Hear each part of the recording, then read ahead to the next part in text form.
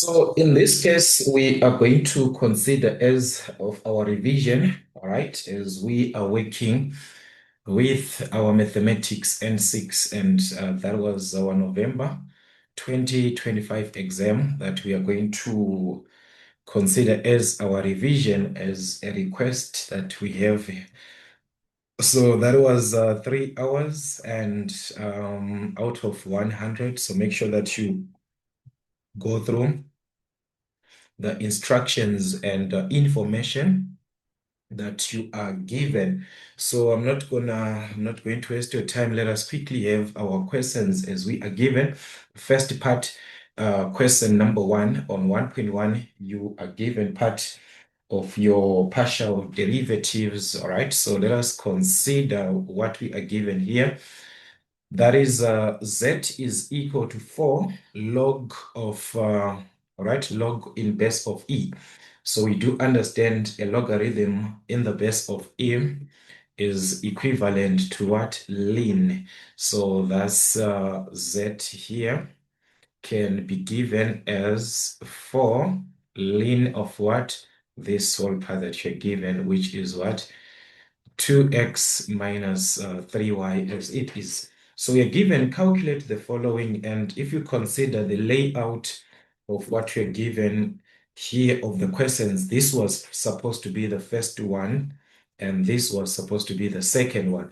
If you are to consider the derivative, all right, according to the derivative, this is the second derivative actually that you're going to have, and this is x, and that's of y there. So we know that it's going to be d of dx, all right? So that's d of dx. You separate the two, then you're going to have dz of what? The derivative of z with respect to y, like that. So as we can see, in order for us to have the first question, you must attempt the second one, all right, which is here, this one that we have here. You must have this partial derivative of what? Z with respect to y. So the first question was supposed to be answered after answering the second question, unless it was just a mistake on the presentation. Maybe they wanted to ask it as this one, dy dx. They wanted to have it like that, which is the consideration where y is affected in this case. All right, where y is affected, and you're going to have the derivative of z with respect to x. All right, unless if that is what they wanted it to be, like this one. But according to how it is presented, this is the formula that you are going to use, which means you are supposed to answer this one first. All right, so I do not know what was exactly the mistake, which one was it. So let us just attempt 1.1.2, the derivative of z with respect to y is going to be what? We are dealing with a ln, where if you are to differentiate a ln, and in this case, x is a constant because you're differentiating with respect to y there. So x is a constant. So you're going to differentiate with respect to y over the function of y. All right, over the function of y, where this is representing the function of y, the whole part of what is inside the bracket, the 2x minus what? The 2x minus 3y, like that. But the derivative, the first derivative of y with respect to y, x is considered as a constant. So you simply differentiate where y is, which is what? Going to give us minus 3. So it was going to be minus 3 over that f of y as it is. So it's minus 3 over what? 2x minus 3y. So that was what you're going to have. But remember, there's a constant 4 that you're given. So 4 is going to simply multiply the answer that you're going to have here which is minus 3 over what? 2x minus 3y, like that. All right. So this is what you're going to have at the end. So considering this, remember x is a constant, so you do not differentiate that. You consider the part of what? The part of y. If you differentiate a constant, it will give you a 0. Remember that. So 4 times negative 3, because this is the same as over 1. That was going to be negative 12 over 2x minus what? Minus 3y. So that's the partial derivative that you're going to have of z with respect to y, which was 1.1.2. So now to answer 1.1.1, because that is needed here, that derivative with respect to y of z with respect to y. So that is the one that we are going to consider differentiating with respect to what? With respect to x. So we are putting this here and now we're substituting that in place of what? This dz dy, which is minus 12 over what? 2x minus 3y, like that. So you must differentiate this with respect to x, with respect to x, meaning to say y is a constant at that moment. Y is treated as a what? As a constant.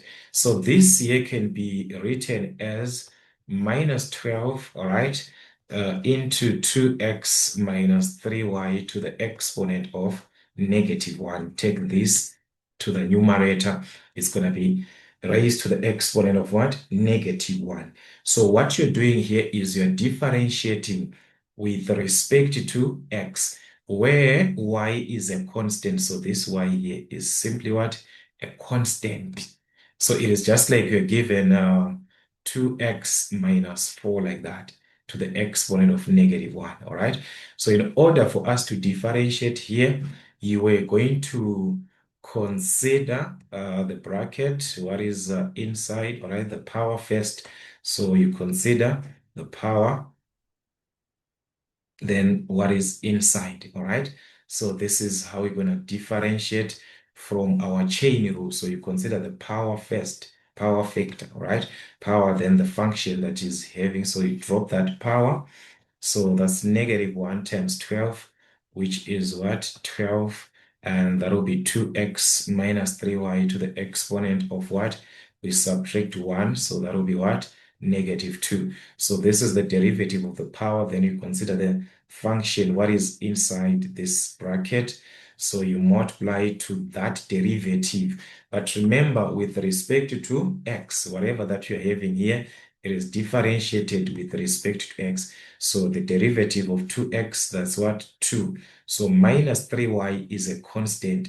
Its derivative was going to be a 0. So you just left with what? With a 2, like this. All right. So this is what you're going to have as our derivative.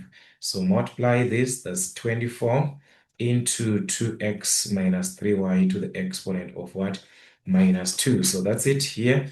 You're going to have 24, all right, over what? So you take this to the exponent of minus 2, simply means over what? 2x minus 3y to the exponent of what? Of 2. So that is what you're going to have as your final answer at the end of the day, as we are to consider these partial derivatives. All right, so that's it. So you're supposed to first attempt 1.1.2. All right, to properly attempt this one, unless they just made an error on the presentation of the question. All right, 1.2, you're given here the radius of a right circular cylinder. All right, so you're dealing with a right circular cylinder which has a height and a radius, like that. So we are given that the radius is increasing. The radius is increasing at this rate. All right, this was supposed to be millimeters, then second to the power minus 1, like millimeters, millimeters per second. All right, so the second, the per second, the rate of a certain part, it's the unit per unit, what? The what you're given here, which is the radius, the millimeters per unit what? Time, which is per second. So that is what you're given there. So you're simply given the change, the increase of the radius. That's a positive, all right? So that's 3 millimeters per watt per second. So this is considered as a positive. It's increasing. Then the height is decreasing. So the height is what? Decreasing. That's a negative. At this rate, all right. So that's a negative. What you're given there, negative 2.5 millimeters per watt per second. Okay. Calculate the rate at which the volume of the cylinder is changing. Calculate the rate at which the volume, so we need to know how the volume is changing when the radius is given. So the radius is what? 30 millimeters, and the height is given as what? 45 millimeters. So what is going to be the change of the volume? So as we can see here, the volume is taken from what? Already we are given the hint of the formula for the volume. The volume is given in terms of the radius and the height, in terms of these two variables. There are two variables, radius and what? Height. So in order for us to obtain that change, we are going to find the derivative of the volume to those variables that we are having. So we're going to differentiate volume with respect to what? With respect to the radius. All right. Then we multiply to the change in that radius, what you're dealing with here. All right. Plus volume to the what? To the height. So the derivative of the volume to the height times that change of what? The height, the change that is happening. That is the only case that you have to consider, all right, of the height. In this case, height to height, radius to radius. Remember your formulas. So that's it. So let us differentiate with respect to the what? Radius, as we consider in this case our variables. Now, to differentiate volume with respect to the radius, it means h will be a constant. Remember, that's our partial derivative. So pi and h are simply what? Are simply constants. So you multiply to the derivative of what? V with respect to the radius. If we take the radius, if we differentiate that, we're going to drop the power r squared. So you drop the power, subtract 1. So that was going to give us what? That was going to give us 2r. All right. So this is the derivative of what? R squared. So multiplying this, pi h times 2r is going to give us 2 pi r h. All right. So that's 2 pi r h. So this is the derivative of what? The volume with respect to the radius is going to give us what? 2 pi rh times what? That change that happened with respect to the radius plus the volume with respect to the height. So this time, when you are differentiating the volume with respect to the what? To the height, it means pi and this r, they are constants. So you're going to take that as a constant, pi r squared as a constant. Then you multiply to the derivative of what? H with respect to the height. So if we differentiate h, it's going to give us what? 1. This is what? A linear term. So we're going to take the constant, which is 1. So 1 times pi r squared, that's what? Pi r squared. So that's it. This is our derivative of the volume with respect to the height. We're going to obtain what? Pi r squared times what? The change in height. So that's it. You can substitute your values at this stage. So that's 2 pi times the radius. Our radius is what? 30 millimeters. The height is what? 45 millimeters. The change in the radius is what? Positive 3. Okay, so that's plus pi r squared. We move on to this one. So that's pi times the radius squared. So that's 30 squared times the change in the height, which is what? Negative 2.5, just like that. So this is how you can simply attempt these typical questions. So you're gonna simply combine everything. The first part here was going to give us in using the pi here on your answer, it was going to be 8,100 pi. right? And here's going to be negative 2250 pi. So subtract, you're going to obtain 5,850 pi. All right. So remember, this is volume units. That will be cubic units per watt per second. So that's cubic units per watt per second. So that's the change in what in volume. All right. So that's how you can simply play around with this type of a person. As you can see, it was just direct like that. All right, so let's consider another part, which is question number 2 on our integration. So here I'm just going to quickly consider this as we have done our introductions and so forth. All right, so 2.1, that's a product. We have an algebraic exponential. So meaning to say here we are going to apply by what? By parts. All right, so that is the integral. All right, 2.1, the integral of x squared a to the exponent of 3x with respect to x. All right, so applying our by parts formula, f of x by g prime. All right, g prime x dx must be equal to f of x by what? By gx minus the integral of f prime x gx dx. Remember that.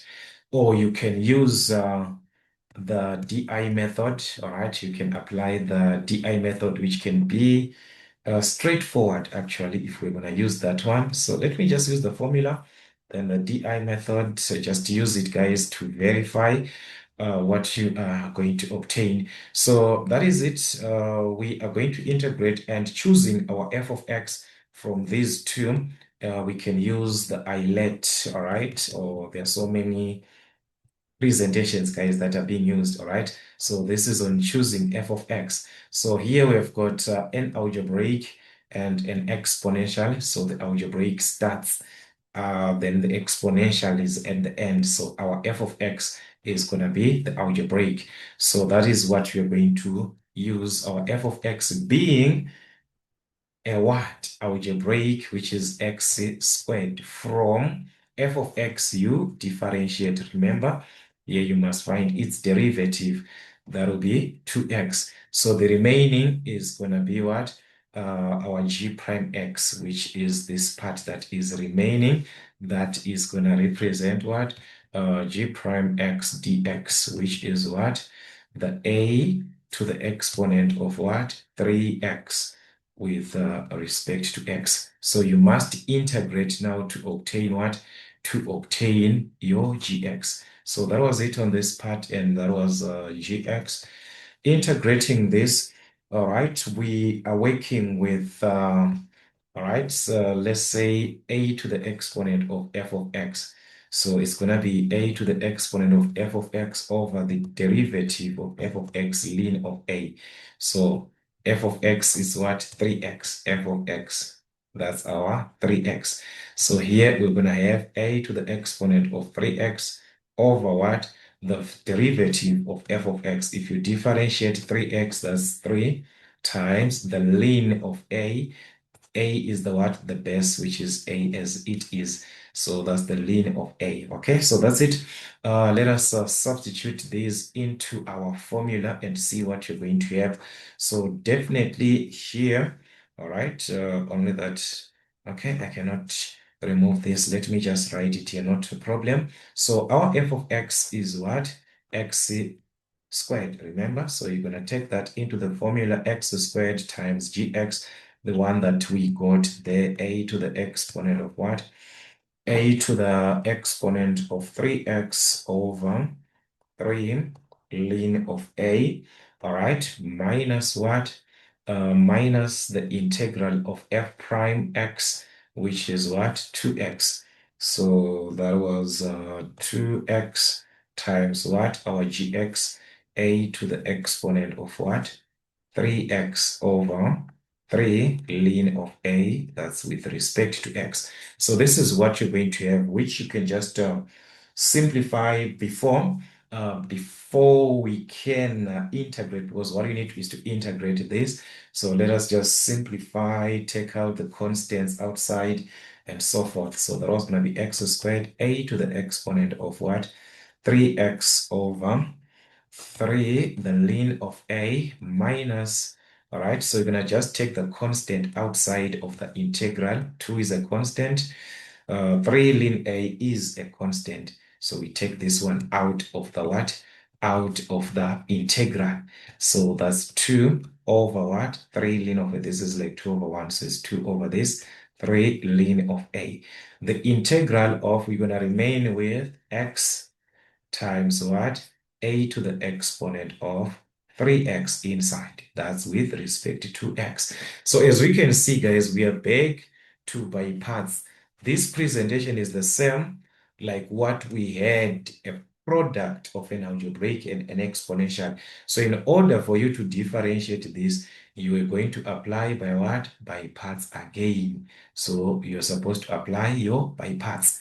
So that is it. Choosing our f of x, again, we go back, we saw that it's going to be algebraic. So our f of x, you're going to choose your f of x to be what?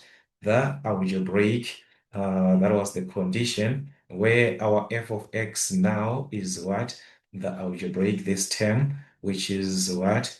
Which is x. So differentiating our x, you're going to get a 1. And the remaining part, if you check our g prime x, this one, this part that is remaining, it is the same as what we had before. So do not waste yourself, do not waste your time here. You have already integrated this a to the exponent of 3x here, a to the exponent of what? 3x dx. And this is what we got here. So we already have that. So let us substitute into the formula. As Lai said, you are supposed to integrate and apply what? By parts. So this is what you're going to have. All right, let us just simplify and see what we were going to have. X squared, a to the exponent of 3x, 3 ln of a minus. That's where the advantage of the DI method plays. Like you see that here to be just a repetition of, okay, but anyways, it's not a problem. Let us just finish. 3 ln of a. So you're going to integrate now, and integrating, we are applying our by parts, all right, where we're going to have f of x, all right. What is our f of x? Our f of x is what? Is x times what? Our gx. So our gx from that, remember, it is the same as what we had here. So we just take the gx as you had it before. So that's a to the exponent of 3x over what? 3 ln of a, all right, minus what? Minus the integral of what? F prime x, where our f prime x is 1 times what? That gx, the same gx here, a to the exponent of 3x over 3 ln of a with respect to x. So the advantage here is that you are just like, it's just like a repetition. You are just redoing like something that you've done, just so you just rewrite, and so on. So let us simplify and integrate this finally. So simplifying this, all right, the first part, we're just gonna rewrite as it is, or let us just integrate, guys, because here it is just straightforward. All right, let us just let us integrate, guys. This is going to waste our time. Let us integrate. So meaning to say, as we are integrating, I'm just going to simplify this. Is just like over 1, no problem. So it was going to be x squared, a to the exponent of 3x, 3 ln a, minus 2 over 3, the ln of a, like this. All right, then here you're going to have this x times this, so that's x times a to the exponent of 3x over what? 3 ln of a. Okay, then here what you're going to do is to take the constant outside, then integrate, which is 1 over this. You take it outside, but remember there's what? A negative already outside. So it was going to be minus 1 over what? 3 ln of a. So you are left with what? The integral of a to the exponent of 3x with respect to x, this one. That is what you're left with. So you are going to integrate it, this one. So integrate that, of which the integral of a to the exponent of 3x, we saw it, we did it this before. We saw that it's going to give us this. So you integrate that.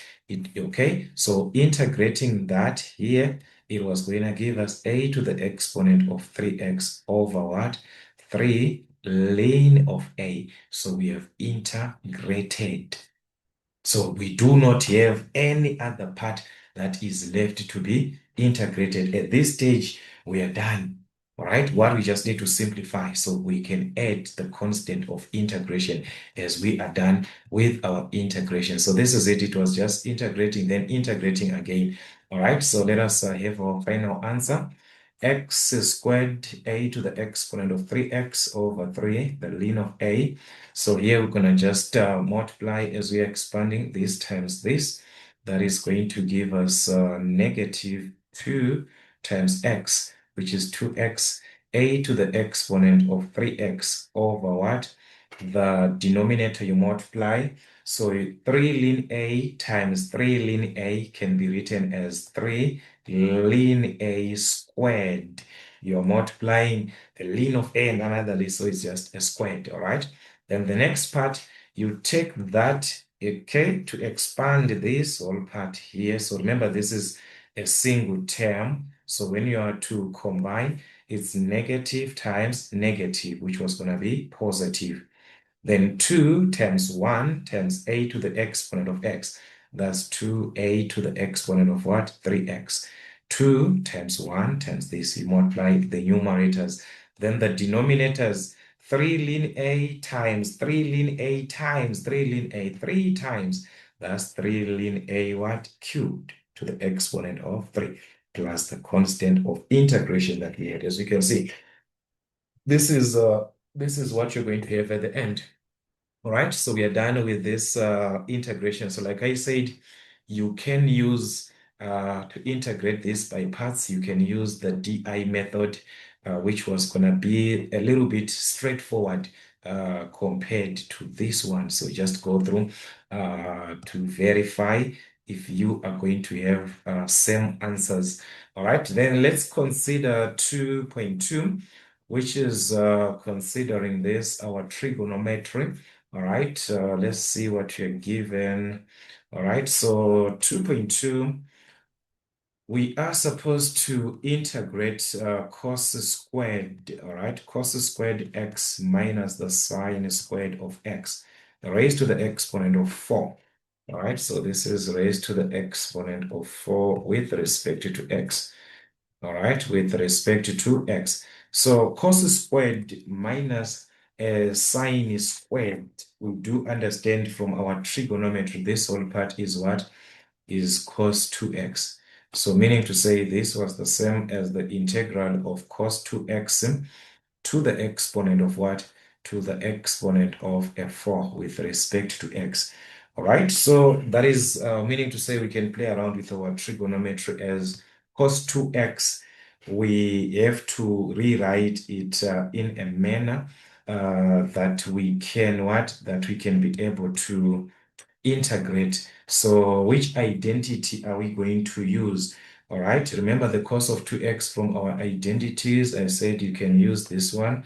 The cos of ax, the cos squared of ax is equal to 1 over 2 plus 1 over 2 cos of what? Of 2ax. So meaning to say, here, take note a, this is 2ax. So when you are given something like cos squared, in order for you to have that cos squared, it means this can be written as cos 2x squared. All right. Then we have got another again, but which we cannot rewrite another cos. It's better for us to have like this, cos squared 2x times what? Cos squared 2x. But to have that, you can simply raise it to the power of 2. It means one and the same. So you can have it as cos squared 2x raised to the exponent of 2. We haven't changed anything. We still have that. It's just like cos to the exponent of 4, 2x. It is what? cos to the exponent of 2 to x, then that 2 to get this 4, you must raise it to the exponent of what? 2. That is what just happened there. So here, we need the format, this one. That is the one that we have. So if it is cos 2x, it means here, if it is a 2, you're simply going to put a 2 here. So at the end, it was going to give us 1 over 2 plus 1 over 2 cos what? 2 times 2, that's what? 4x. So that's the cos squared of 2x. But it's being what? Squared. So being squared, it simply means we are going to square this bracket, all right? So we square what we obtained. So it's just like we're having two brackets at the end of the day, or we can use our identities. A plus b squared is what? A squared plus 2ab plus what? B squared. So in this case, that's how you can simply evaluate. This is our A, and this is our B. So to evaluate that, you are going to have what? A squared, this is our A, this is our B. So A squared, that's 1 over 2 squared, which is what? 1 over 4. 2AB, that's 2 times our A, 1 over 2. Our B, 1 over 2 cos what? Cos 4x. That's 2AB. So if you multiply, you're going to obtain what? 1 over 2 cos 4x. All right, then the last one is what? The b squared. B squared, the last term as it is, you square it. 1 over 2 cos what? 4x being squared. So 1 over 2 squared is what? 1 over 4, and the cos is being what? Squared. So that's cos squared 4x. So we have obtained the square of everything. That whole part, simplify, this is it. So this is the square of this whole part that we are seeing here as a square. This is what you are going to have. So you can simply substitute that into that integration that you're given. So that is the integral of what? 1 over 2 plus 1 over 2 cos what? 4x plus 1 over 4 cos squared 4x. The reason of rewriting in this manner, it is because we can integrate all these separately. So that's our integration of basic parts can be applied, as we can see from what we are having. Or also, you can as well separate the cos squared, but do not worry for the cos squared, because this one, we have it, the integral of cos squared, from our formula sheet. So we can integrate that from our formula sheet. All right, let me also present your formula sheet, guys, so that we can see some of these things. So if you check here, you can see these integrals. The cos squared, you can have that cos squared ax. This is what you're going to have. So in our case, that was cos squared what? 4x. So you just put a 4 here. That's a is what? A is a 4. So meaning, say this is going to be a 4 and this is a 4. So at the end, it was going to be x over 2 plus the sine of what? 2 times 4, that's what? 8x over 4 times 4, which is what? 16. So you can see that we can integrate that cos squared 4x. This is what you're going to have from your formula sheet. All these, you'll be having them, all right? So let us integrate. 1 over 2 with respect to x, we just put x here. Then a cos 1 over 2, if you're integrating a cos, remember it changes to a sine. So that will be sine of what? 4x over that 4, all right? So you divide by 4 plus 1 over 4. Then we saw this one, cos squared, guys, is the one that I was explaining from your formula sheet. We saw that it's going to give us what? X over 2 plus what? The sine of 8x over what? Over 16. You just use the formula sheet direct. So that's it. We have integrated this, so we just need to simplify, then you have our final answers, all right? So that's it, 1 over 2x. All right, so this is 1 over 2x plus, there you multiply 1 times the sine of x, that's the sine of 4x, I mean, 2 times 4, that's 8, plus the 1 over 2 is going to expand this bracket. So this 1 over 4, 1 times x, that's x over 4 times 2, that's 8, plus 1 times the sine of 8x, sine 8x over 4 times 16, all right, which is 64, all right, plus the constant of integration. Then we've got the like terms in this case that we're going to consider 1 over 2x and this x over 8. 1 over 2x is same as what? Is same as x over 2. All right, it is the same as x over 2. So these are like terms as you have to consider in what? In x. They are like terms. So you can simply add 1 over 2 plus 1 over what? Plus 1 over 8, which was going to give you 3 over 8x. If you add these two. All right, so the rest just rewrite as they are, plus the sine of 4x over 8, all right, plus the sine of what? 8x over what? 64. That's it. So that is what you are simply going to have at the end of the day. You can see that that was a basic integration as well.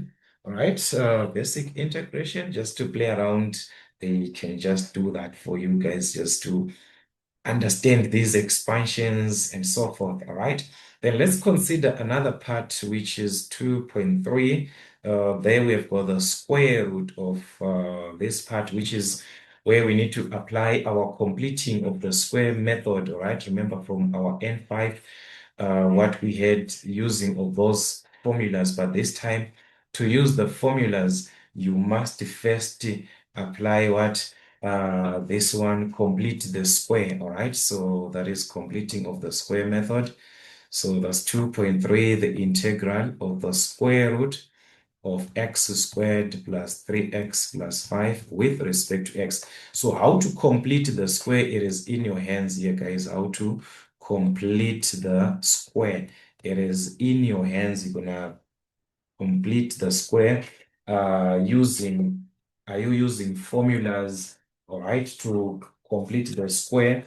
Are you, it's just a basic, all right? So it's in your hands. So x squared plus 3x plus 5, all right, this is 1. So remember, if you are given ax squared plus bx plus c, if you're using the formula, for those who are using the formula, it's going to be 4ac minus b squared over what? Over 4a plus a into x plus b over 2a, if you are to use the formula direct, or you can use those grade 10, grade 11 completing of the square concept that I have explained from N3 mathematics, all right?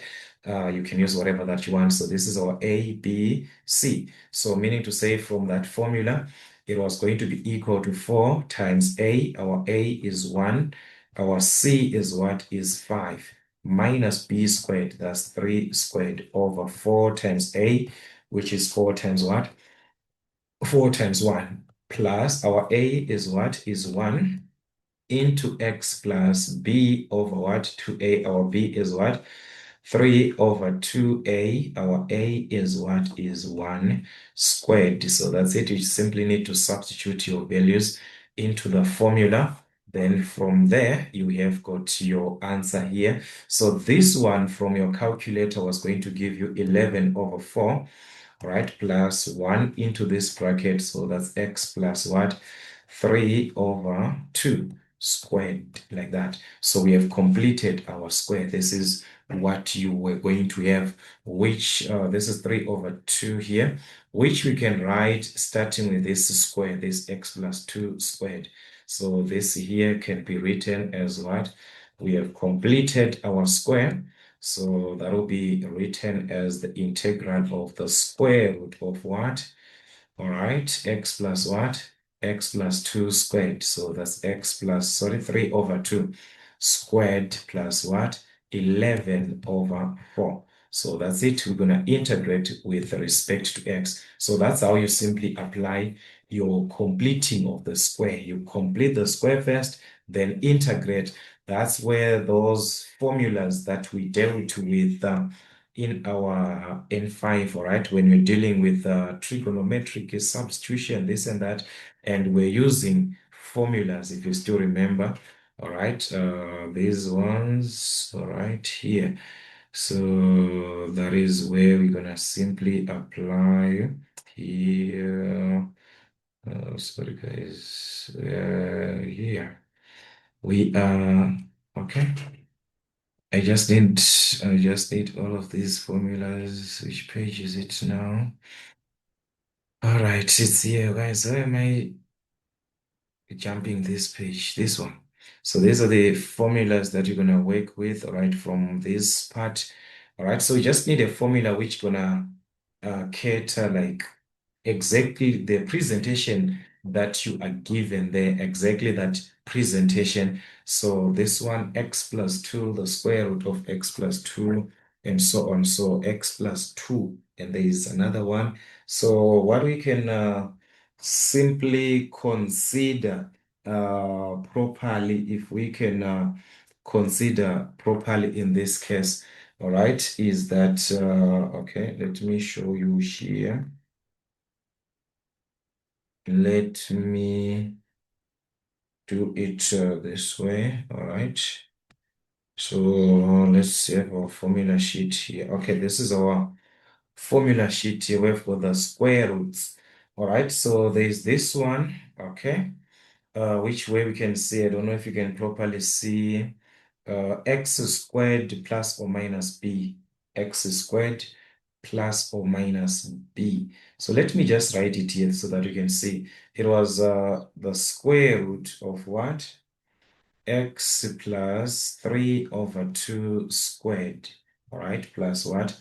11 over 4. Remember, it was what? 11 over 4 like this with respect to x.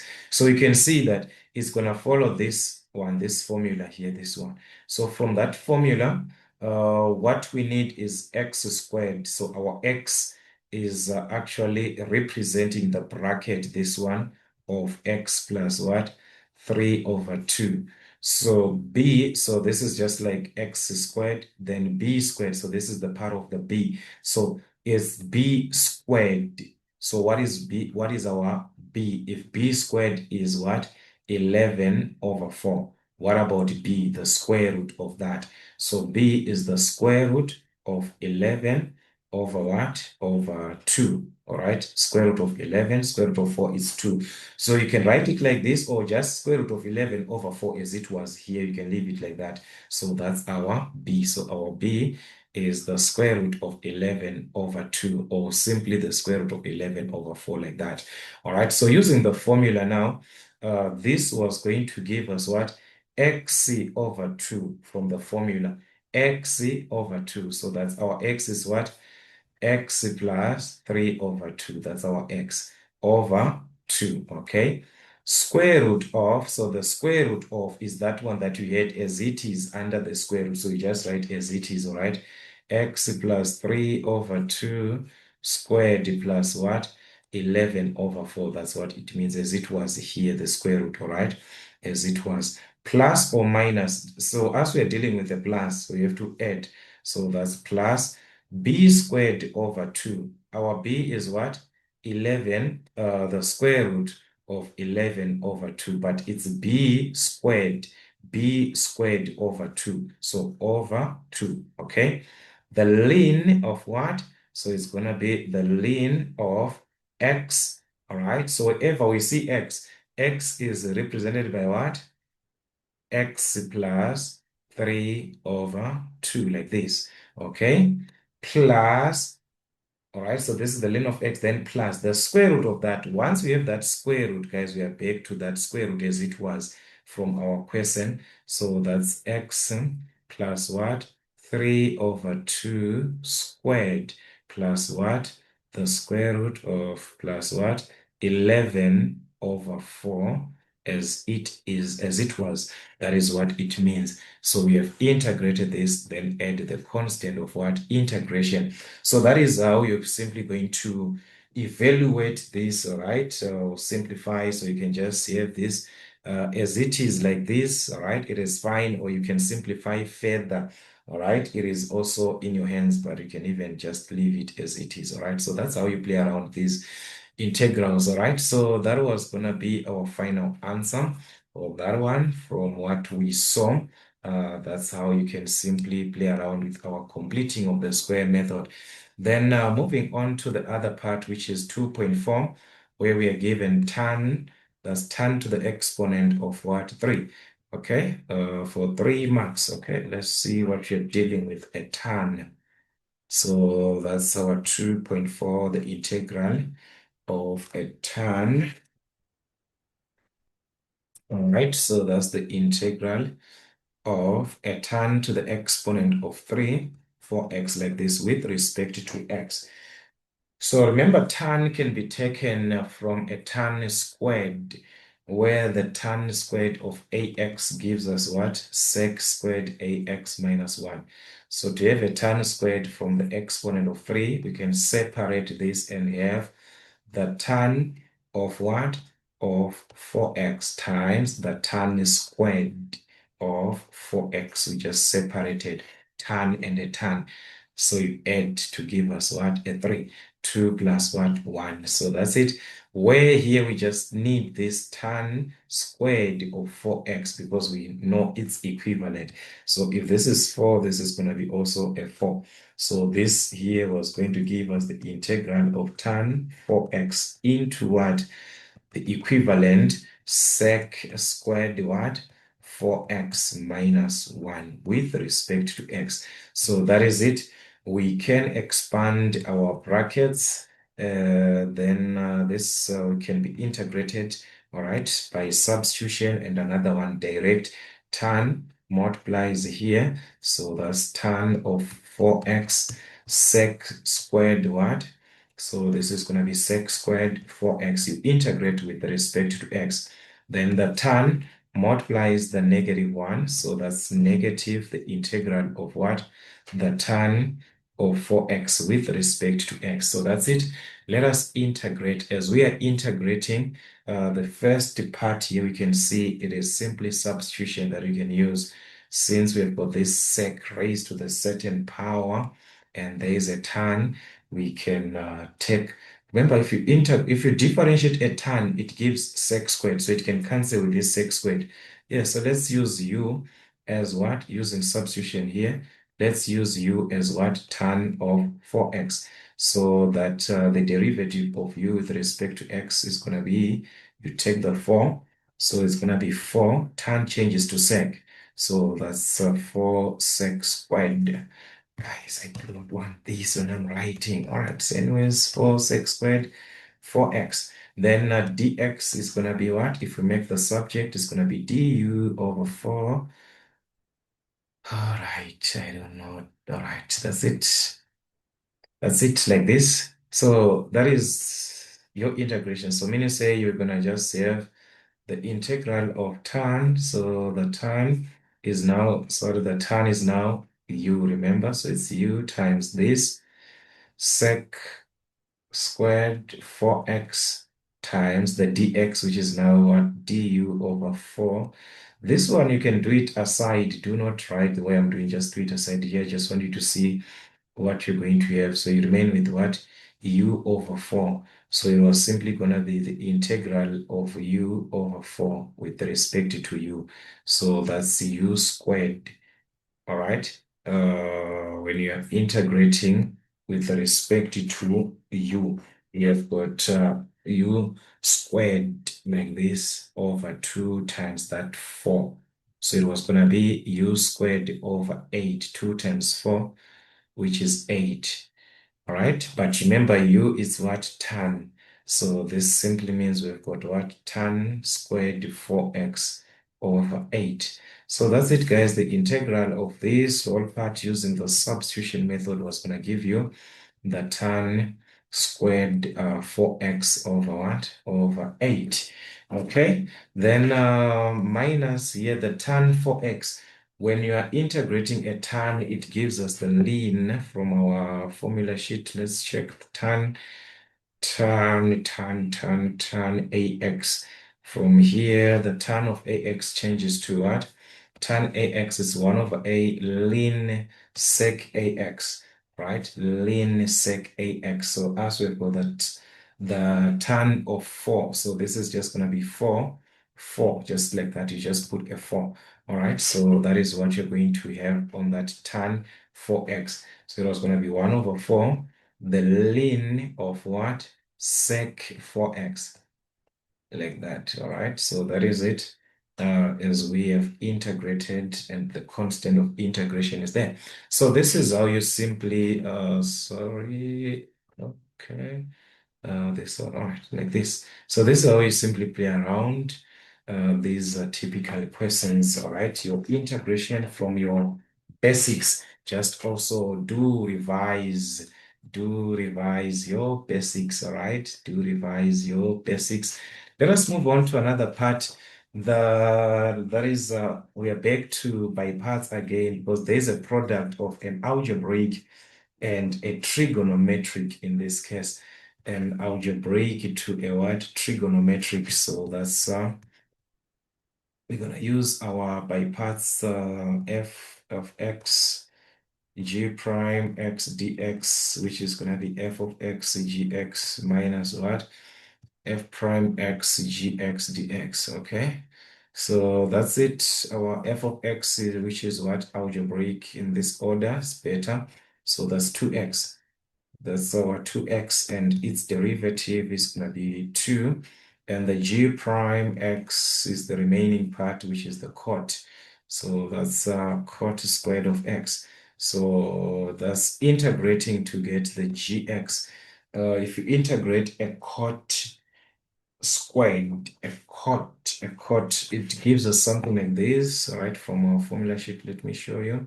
A cot squared, this is a tan, and a cot here it is. So when you integrate that cot squared, like in our case, we are dealing with the cot squared as it is direct. There is no number like 2 or 4, it's cot squared.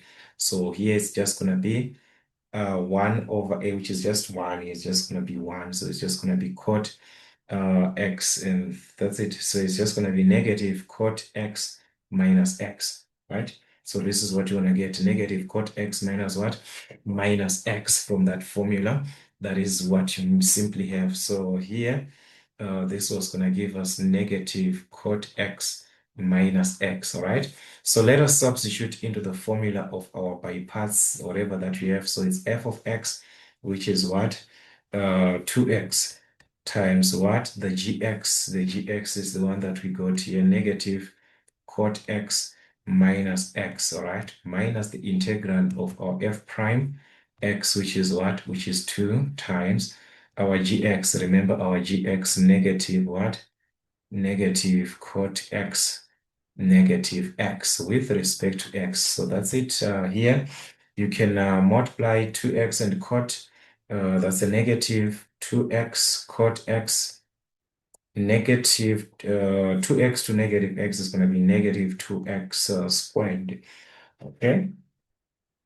So that'll be negative 2x squared. And here we can just expand, then be able to integrate or take out the negative. All right. You can simply factor out this negative. So it's going to be a negative 2.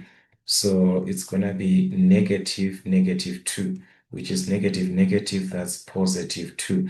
So at the end, it was going to change into a positive. So you remain with the integral. Since you have taken out the negative, so you're left with what? Positive cot positive x, right? With respect to x. So that's it. Let us integrate and see what you're gonna have. Negative 2x cot of x, negative 2x squared. Then we're gonna integrate the cot of x. So this is plus 2. We are integrating the cot of x. All right. So if you integrate the cot of x, it's going to give us ln. All right. So we're back. Let's see our formula sheet. The cot of x here. All right. So if it is the cot of x, ax is going to be 1 over, it says ln sine x. because this is simply a 1. So we're going to be ln sine of x. So that is ln sine of x. Or let me just have it direct. So this is going to be ln sine of x. All right, the integral of x is going to be what? You add 1, so it's x squared over that exponent, okay? So that's it. Add the constant of integration as you're done with your integral here. So that is how you play around with these typical questions, all right? So let us consider collecting. Before we collect like terms, let us expand brackets and so on. We are almost done here.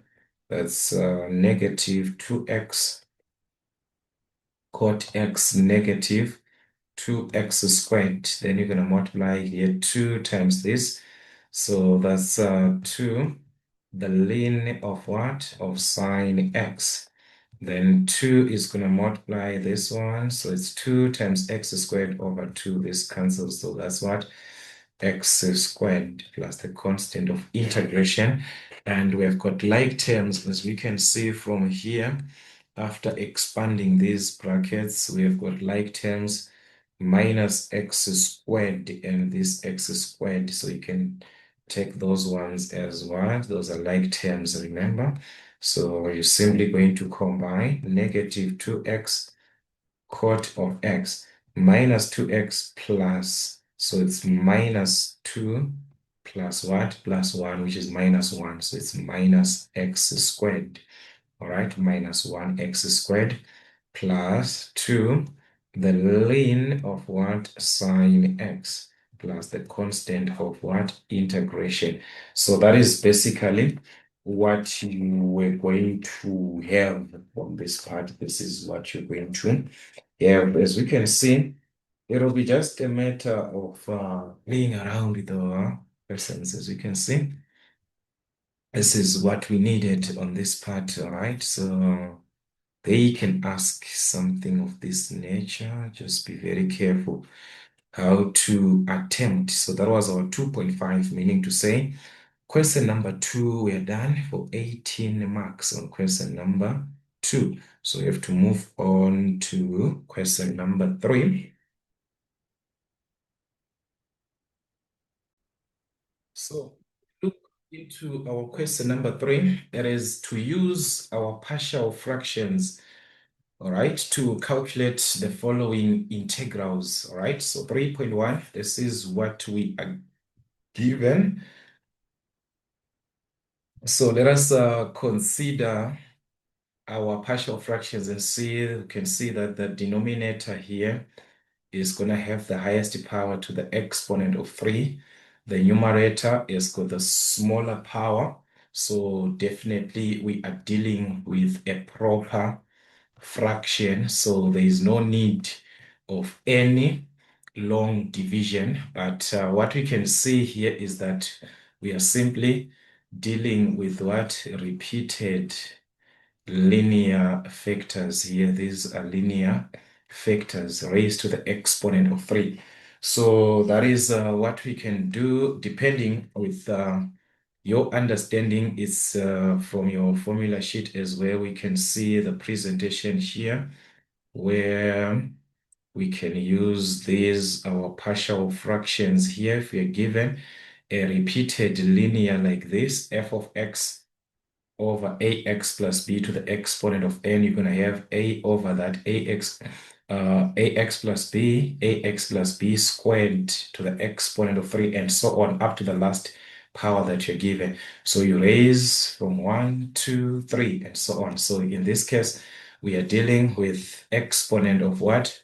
Of 3. So that's 3x squared minus 5x plus 2 over x plus 2 cubed is going to be a over that x plus 2 plus you raise continuously like to the exponent of 1 to the exponent of 2 and so on. So that b x plus 2 squared plus c over x plus 2 to the exponent of what? 3, the last power. That's our last exponent. Or you can start with 3, 2, 1 like that. Okay, still one and the same. So what we need is to find the values of these constants A, B, and what? A, B, and C. So that's equating to the numerator. That's A, x plus 2 into this. That's going to remain with x plus 2 squared, all right? Plus B, x plus 2 squared into this. You're going to remain with x plus 2. X plus 2 cubed into x plus 2 cubed, that cancels. So you're simply going to just remain with the 1 times C, which is what? C.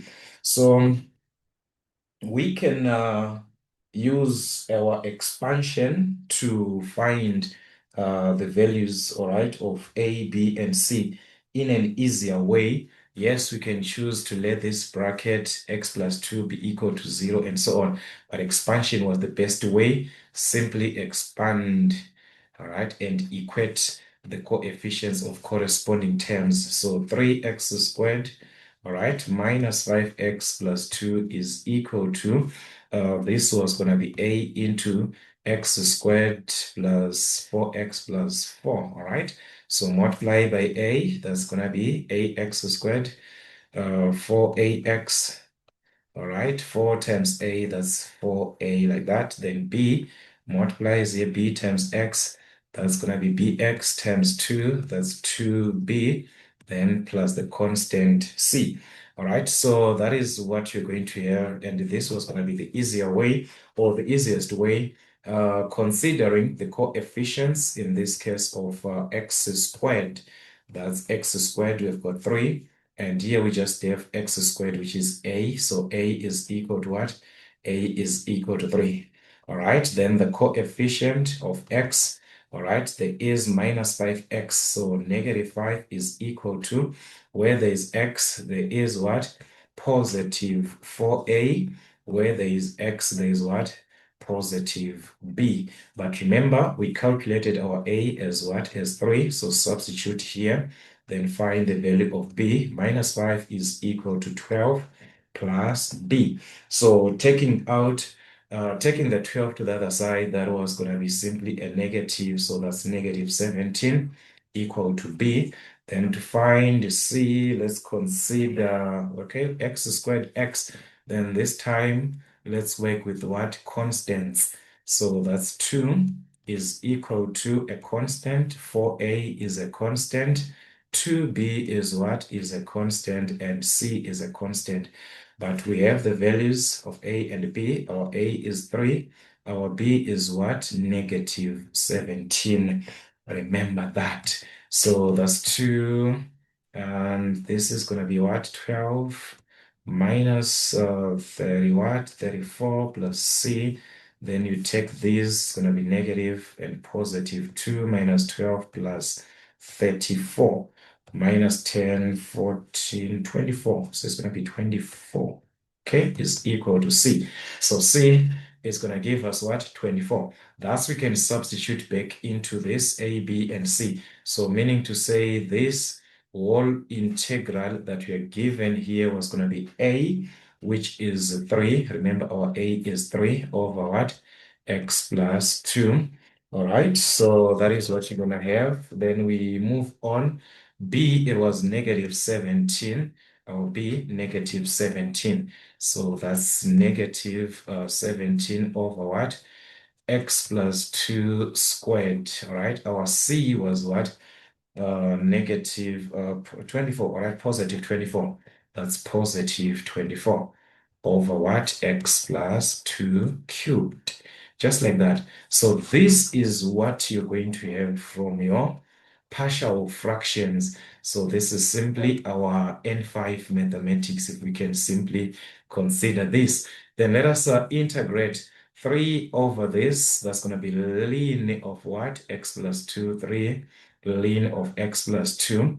Then we've got minus 17 over x squared, which we can use the substitution where u is x plus 2. And the derivative of u with respect to x, that's 1. So du is dx. So that's it. It's going to be the integral of negative 17 over u du like that, since du and dx are the same. All right, but this is a squared. All right, a squared. Take note that's a squared. So that was going to be negative 17 u to the exponent of minus 2 with respect to u. So to integrate, remember, we are supposed to add 1. So we add 1. So it was going to be negative 17 u to the exponent of negative 1 over negative 1. Negative, negative cancels. 17 over, you take this u down. So that's plus 17 over our u, which is what? X plus 2.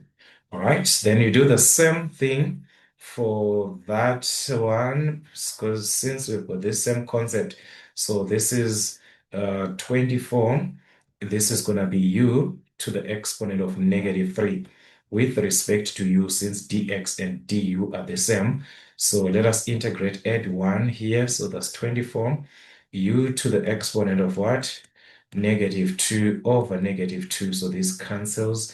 Negative 12 over what? Over u squared. So that's it. So that's negative 12 over u squared. Our u is what? X plus 2 squared plus the constant of integration. So that is how you can simply integrate that. You're done. So you see, guys, they just do play around. It's just a repetition. How many times have we done like this type of equation? And it's like, I don't know. I don't know. So let us just do this for revision purposes, all right? As we have got the requests. And another thing, because guys, we are doing other subjects. So other subjects, they are not yet complete. The introductions and other subjects like these ones, mathematics, we have completed like almost everything. But unless if there's any topic that I have not done, or a subtopic, because I think if it is not complete, it must be a subtopic. Let me know so that we can work on those ones that are remaining. All right. So let us consider 3.2 again. X cubed. This is 2, so that's a proper fraction again. So here we're dealing with a proper fraction. The denominator is of higher degree compared to the numerator. So meaning to say we do not have any long division to consider, but we can factorize. As we can see, x and x, they are common. So that's x squared plus 7x plus 1 over x into what? X cubed divided by x, that's x squared. 2x divided by x, that's a positive 2. So in this case, we are actually dealing with a linear and a quadratic. X squared plus 2 cannot be factorized. That's a quadratic. When I'm saying a quadratic, I mean something of this nature, which cannot be factorized, which is written in this manner: ax squared plus bx plus this one. This one cannot be what? Factorized. So when you're given a quadratic which cannot be factorized, this is the formula that you are simply going to use. Ax plus f, which is simply like ax plus b over that. Then this is c, d, and so on. So you can just use that ax plus f or ax plus b. It is up to you guys, all right? So here is what's going to be, since our first term is a linear, so that's a over x. Then the next one, you're going to use the next constant, which is b for the quadratic. So that's bx plus the next constant, or you can use bx plus f. It is up to you, or just bx plus c over that quadratic. All right. So that's it like that. Okay, you're done. So equating to the numerator, x squared plus 7x plus 1 is equal to what? All right, so that's a, x and x was going to cancel. You remain with a bracket of x squared plus 2. All right, plus bx plus c, bx plus c. The x plus 2 and x plus 2 cancels. You remain with what? You remain with x. All right, so in this case, it is up to you again to expand, or you can let this bracket be equal to a certain term which is considering x to be equal to 0, this cancels, or you can expand, of which expansion makes work easier, right? Let us just expand. X squared plus 7x plus 1 is equal to a times x squared. Ax squared times 2, that's 2a. X multiplies here x and bx, that's what? Bx squared. X and c, that's cx. All right, let us consider in this case, all right, the coefficients of x squared. All right, consider x squared. That's here on the left hand side, we've got 1. Here we've got x squared, which is a. X squared, which is what? Positive b. All right, let's leave it like that. Let's move on to the x. All right, coefficients of x. X here, that's 7. There is x here, which is what? C. So already C is equal to 7, right? Then let's move on to the constants. Constants, like this, all right? So the constants, 1 is equal to 2a is a constant. So that's 2a. So as you can see, that's the only constant. So you can solve for what? We can solve for a there. So a is 1 over 2. And having that a, we can solve for b here because a is 1 over 2. So take it there. 1 minus 1 over 2 is equal to b. So b is what? 1 over 2 again.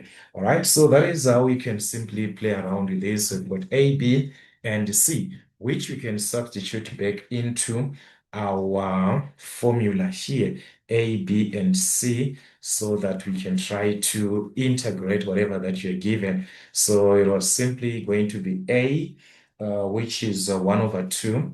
So that's 1 over 2 over x plus our b, that's 1 over 2 again.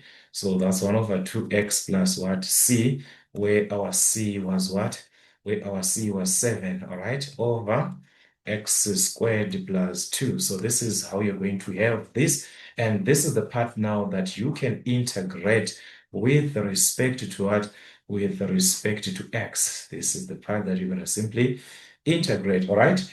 How can we integrate this? All right, there we can okay, let me check the 1 over 2 is simply out of the integral. So it's just like this. 1 over 2, the integral of 1 over x. This can be integrated with respect to x. Then here we've got a fraction which can be separated, all right? As we've got the numerator, there are two terms. So we're going to use a plus b over c, which is a over c plus b over c. So you can separate using the same denominator, x squared over x squared plus 2. So that'll be 1 over 2x over x squared plus 2, then plus 7 over x squared plus 2. That is what I'm trying to say. But as you can see here, 1 over 2 is a constant, so we can take it out of the integral. You remain with x over what? X squared plus 2 with respect to x, then plus what? This 7. 7 is a constant. You can also take it out of the integral. So that's 7. If you take this out, you remain with what? 1 over x squared plus 2 with respect to x. Just like that. So you could have separated that fraction, this one, into 2 like this. Then you can simply integrate each separately, as we can integrate this from our basic integrals. 1 over x with respect to x give us what? The ln of what? The ln of x plus 1 over 2x over x squared plus 2. This one, what we can simply do here is to use the substitution method, right? Let's see if we're gonna win here. The substitution method, if we let u to be equal to the denominator, which is x squared plus 2, then that's du dx using the substitution method, all right? So that'll be 2x, then make dx the subject. So dx is gonna cross multiply, then divide, that's du over what? 2x, all right? So it was going to be the integral of x over u, this x squared plus 2, all right, times our dx, where our dx is what? Du over 2x. So x and x was going to cancel. Then you remain with 1 over 2, the integral of 1 over u, which is 1 over 2, the ln of what? U. So that's 1 over 2, the ln of u, which is what? X squared plus 2. So that's it. Multiply to 1 over 2 there. So this is what you're going to have. 1 over 2, the ln of x squared plus 2. Okay? So this is what you are going to have on this one. All right? Then let's consider the other one, integrating 1 over x squared plus 2. All right? So 1 over x squared plus 2. We can use those formulas. This time, there's no need for us to complete the square from those formulas. Let's check the one that can suit this one.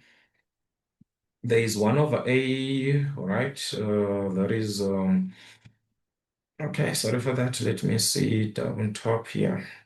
There is something like this here. All right, these are the formulas, 1 over something, 1 over something. We need where there is 1 over dx over something like that, this one. All right, but that one, it is a positive.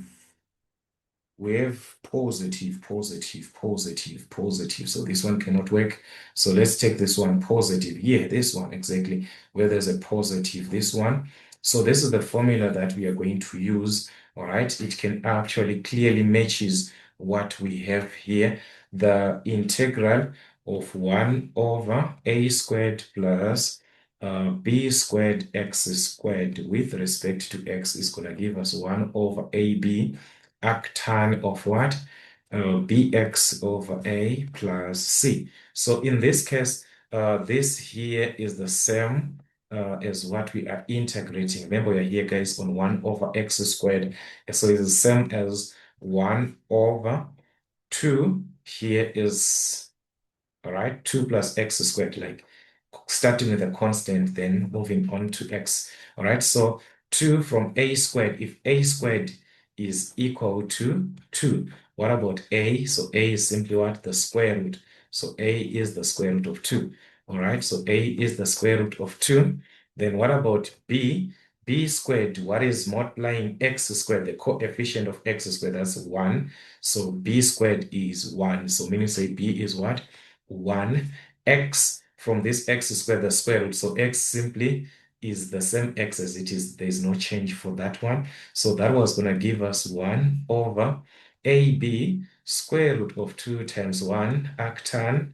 All right, arctan, our b is 1 times x over a square root of 2. All right, like that. So this is what you're going to have. So that's it. 1 over what? 1 over square root of 2 arctan x over square root of what? Square root of 2. So this is it. That is what you're going to have from that integral. We are done. We have integrated each part separately from these integrals that we had. We have managed to integrate each part separately. So you can just try to simplify this and have our final answer as 1 over 2 the ln of x, right? Then here multiply 1 over 2 times 1 over 2, that's what? 1 over 4. The ln of what? X squared plus 2. All right, then 7 over 1 times this, so 7 times 1, that's 7. 1 times square root of 2, square root of 2. So that's arctan x over what? Square root of 2, like this. So this is how you can simply leave your answer as representing that integral that we are given.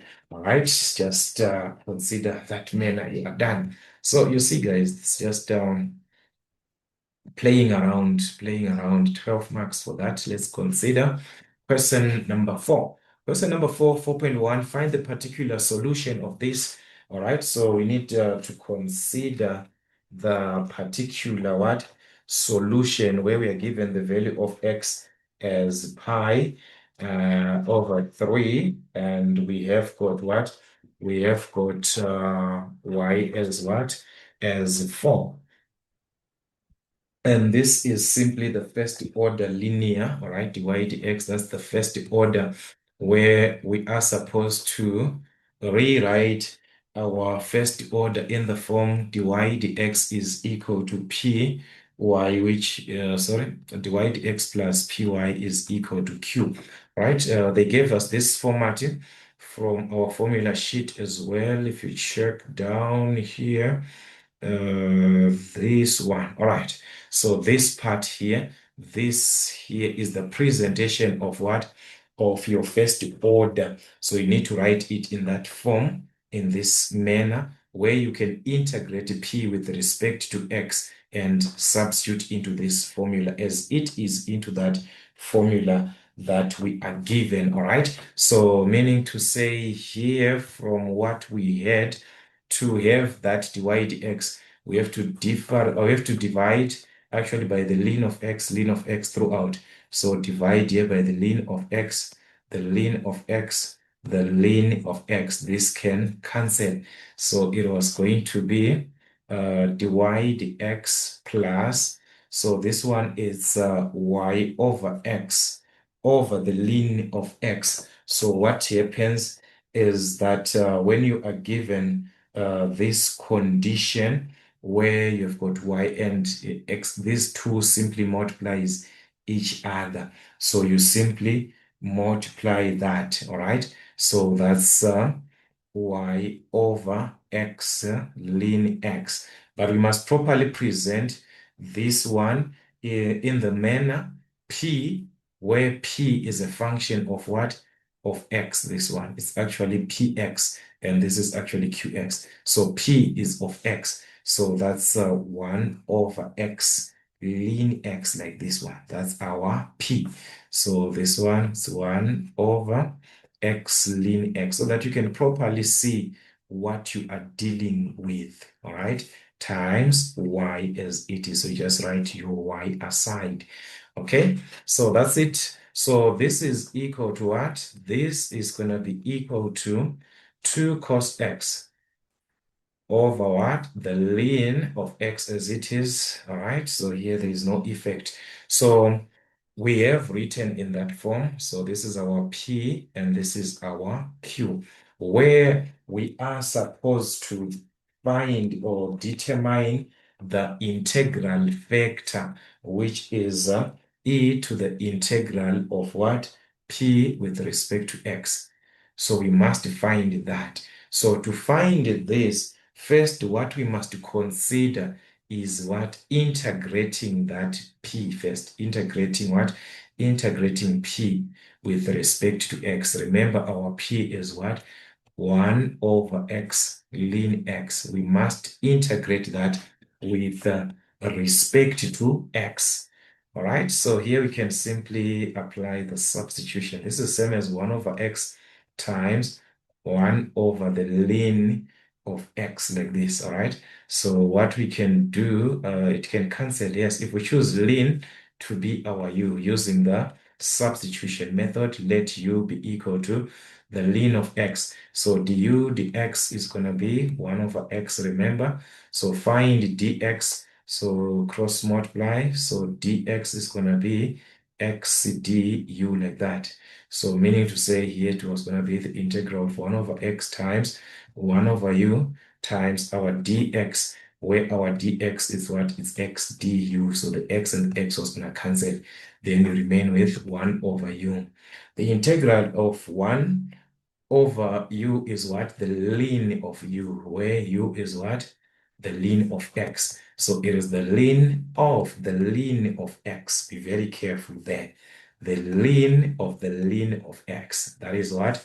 The integral of our px. But what we need is that integral what? Factor this one. So it's e to the exponent of what? Our integral factor, ln of ln x, like this, okay? So that is going to give us what? The ln of x, remember? E to the exponent of ln k is equal to k. So in this case, our k is what? our K is the ln of X. So that is going to give us what? The ln of X. Okay, so that's our integral factor, that e to the exponent of, that you are going to actually have, was you're going to need that one into the formula. That is the formula that we are given into the from our formula sheet that I told you guys. If you're given something like this, you're going to use the formula y e to the exponent of that integral of p dx is equal to the integral of q times e to the integral of what? P dx, which is our integral factor. So we have determined that that is our e to the x for this one. We have this part here. So simply substitute. So that's y times the ln of what? The ln of x is equal to the integral of q. Q is this one, this whole part on our right-hand side, as it is in terms of what? In terms of x. So that's 2 cos x over the ln of x times that integral factor e to this one. This part that we substitute the ln of what? X here, the ln of x. So that's times the ln of x, the integral with respect to x. That's it. So as you can see, this is over 1, so these can cancel. So that's why ln of x is equal to the integral of what? 2 cos x. With respect to x, you can integrate a cos. Remember, guys, the cos can be integrated. That's what? A sine. So that's the sine of x. Y ln of x is equal to the sine of what? 2 sine of x. There's a 2 here. So that's 2 sine of what? 2 sine of x plus the constant of integration. We have integrated, so we've got our general solution. But in this case, the question is not about the general solution. It was find the what? Particular solution, where x is pi over 3, y is 4. Use that now to determine the particular solution. In place of y, you put y, which is what? The value of y that we are given, all right? To find that, remember y is what? 4, where x is pi over 3. Y is 4. So 4, the ln of x pi over 3 is equal to 2 sine of x pi over 3. So you can use your calculator in radians. You can have you to use your calculator in radians, or you change this pi over 3. Pi over 3 is 180 degrees divided by 3, which is what? 60 degrees. So you can use in degrees, or if you're using this pi, you have to use what? In radians on your calculator. So be very careful. So take it to the other side, subtract. That is going to give us negative 1,548, which is giving us the value of c. So therefore, y ln of x is equal to 2 sine of what? Of x plus the constant of integration, which is what? Negative 1,548. So that's our particular solution. With the constant that you calculated, you have to substitute that constant into the given final answer. All right, so that is it. Just like that. All right, let us consider another one. Find the general solution. So this one, it is the general solution that we are to determine, and we are dealing with what? The second order. So we are dealing with the second order, which we are supposed to find or to represent in this manner. For the second order, we are supposed to find these solutions. This is for the second order. This can be our presentation of our solutions, which is considering the complementary what? The complementary function, all right? So what we simply need is to rewrite that in the order where 4.2, you can have it in the form a second derivative of y with respect to xb dy dx, all right, plus cy is equal to what? F of x. So to do that, we already have what? That format here. So what we simply need is to get rid of this 1 over 3. So multiply by 3, multiply by 3. So this can cancel. As you can see, guys, we already have that. That's the second derivative of y with respect to x minus what? 4 dy dx, all right, minus what? 5y is equal to, so 3 times this is going to be 3 e to the exponent of minus x, all right? So this is your general way where a, b, c are constants, all right? So here there is a 1 here. So you form the auxiliary equation where you're going to let your dy dx to be equal to r, y to be equal to 1, and your f of x to be equal to 0. So dy dx is r, so this is going to be what? R squared. Minus 4 dy dx is what? Is r, so that's minus what? Minus 4r. Minus 5y is what? 1. So 5 times 1, that's what? 5. So that's minus 5.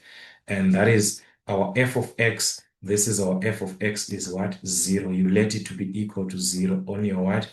On your auxiliary equation. So we have got our auxiliary equation. So we need to solve for r there so that we can have those these presentations that we are given in our formula sheet. Any one of these is going to be part of our answer.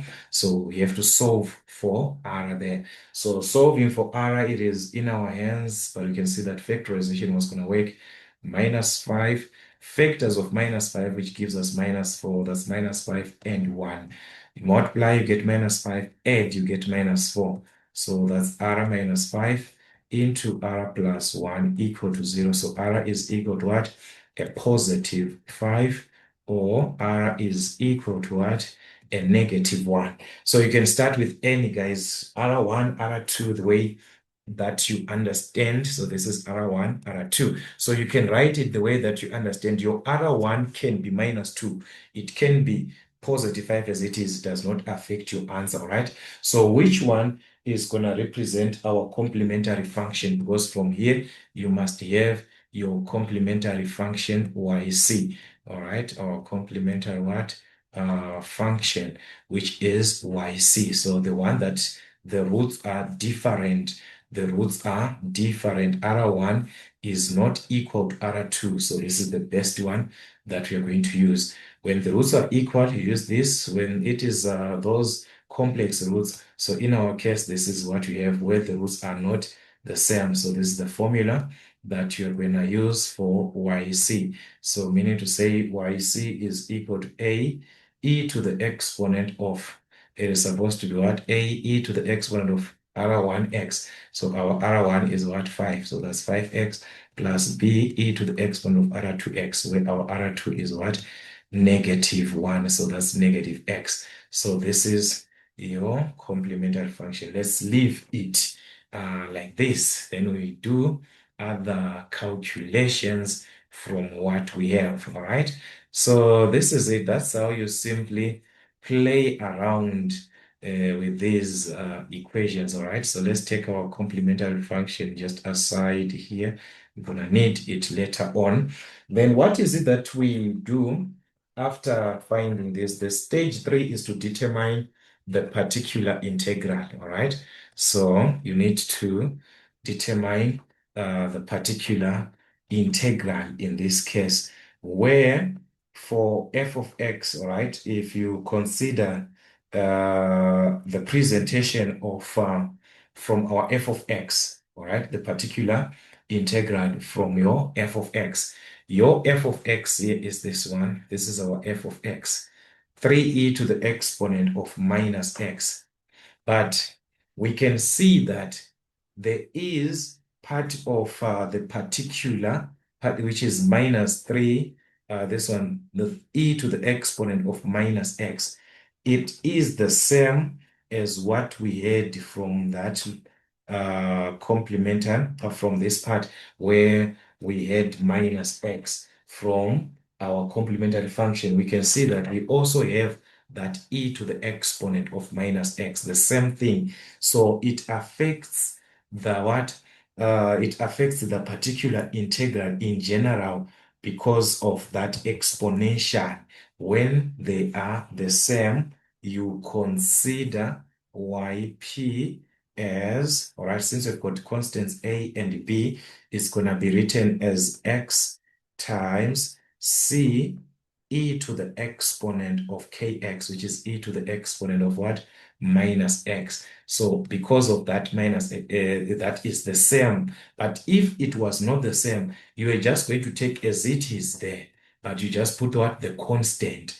But when it is the same, then it affects your IP is going to be given as x c e to the exponent of kx. So that's the condition when when e to the exponent of kx is part of what we had on our auxiliary when we solved those for the auxiliary equation is the same as what we had from our original equation. So when this happens, you must consider that. That's where most of you guys you mistaken for this exponential here. When it is the same as what we have there, you have to consider that, all right?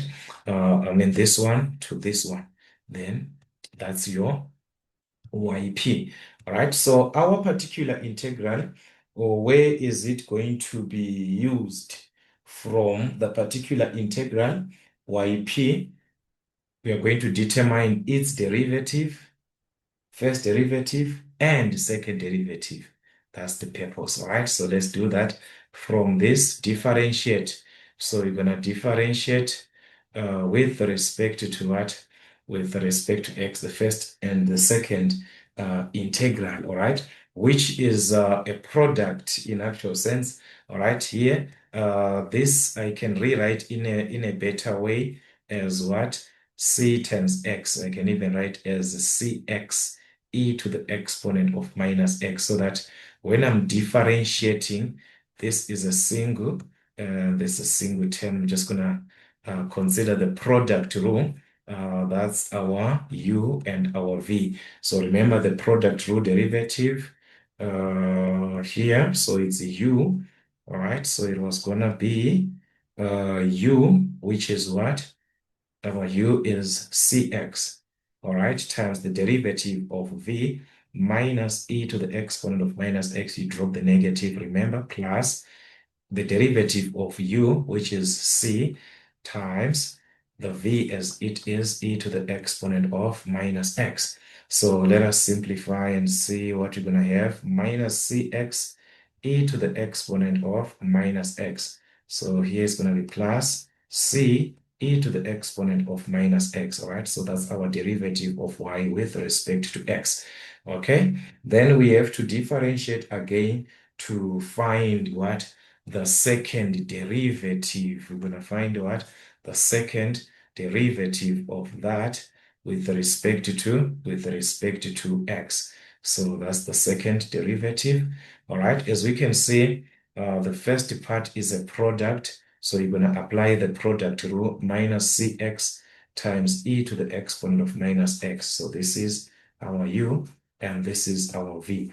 So using the product rule, all right, here it's a product, all right?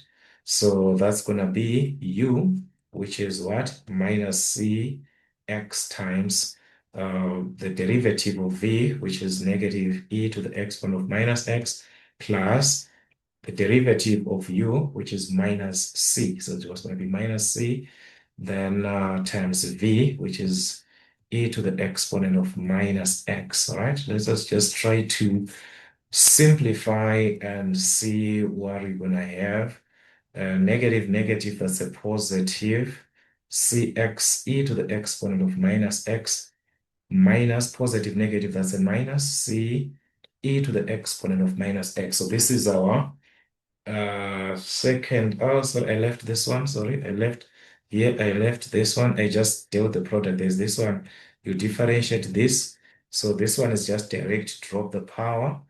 We are differentiating, so it's minus c e to the exponent of minus x. So there is what? Minus c. Here it's gonna be, these will be like terms, these ones. All right, let us just simplify first. All right, so minus what?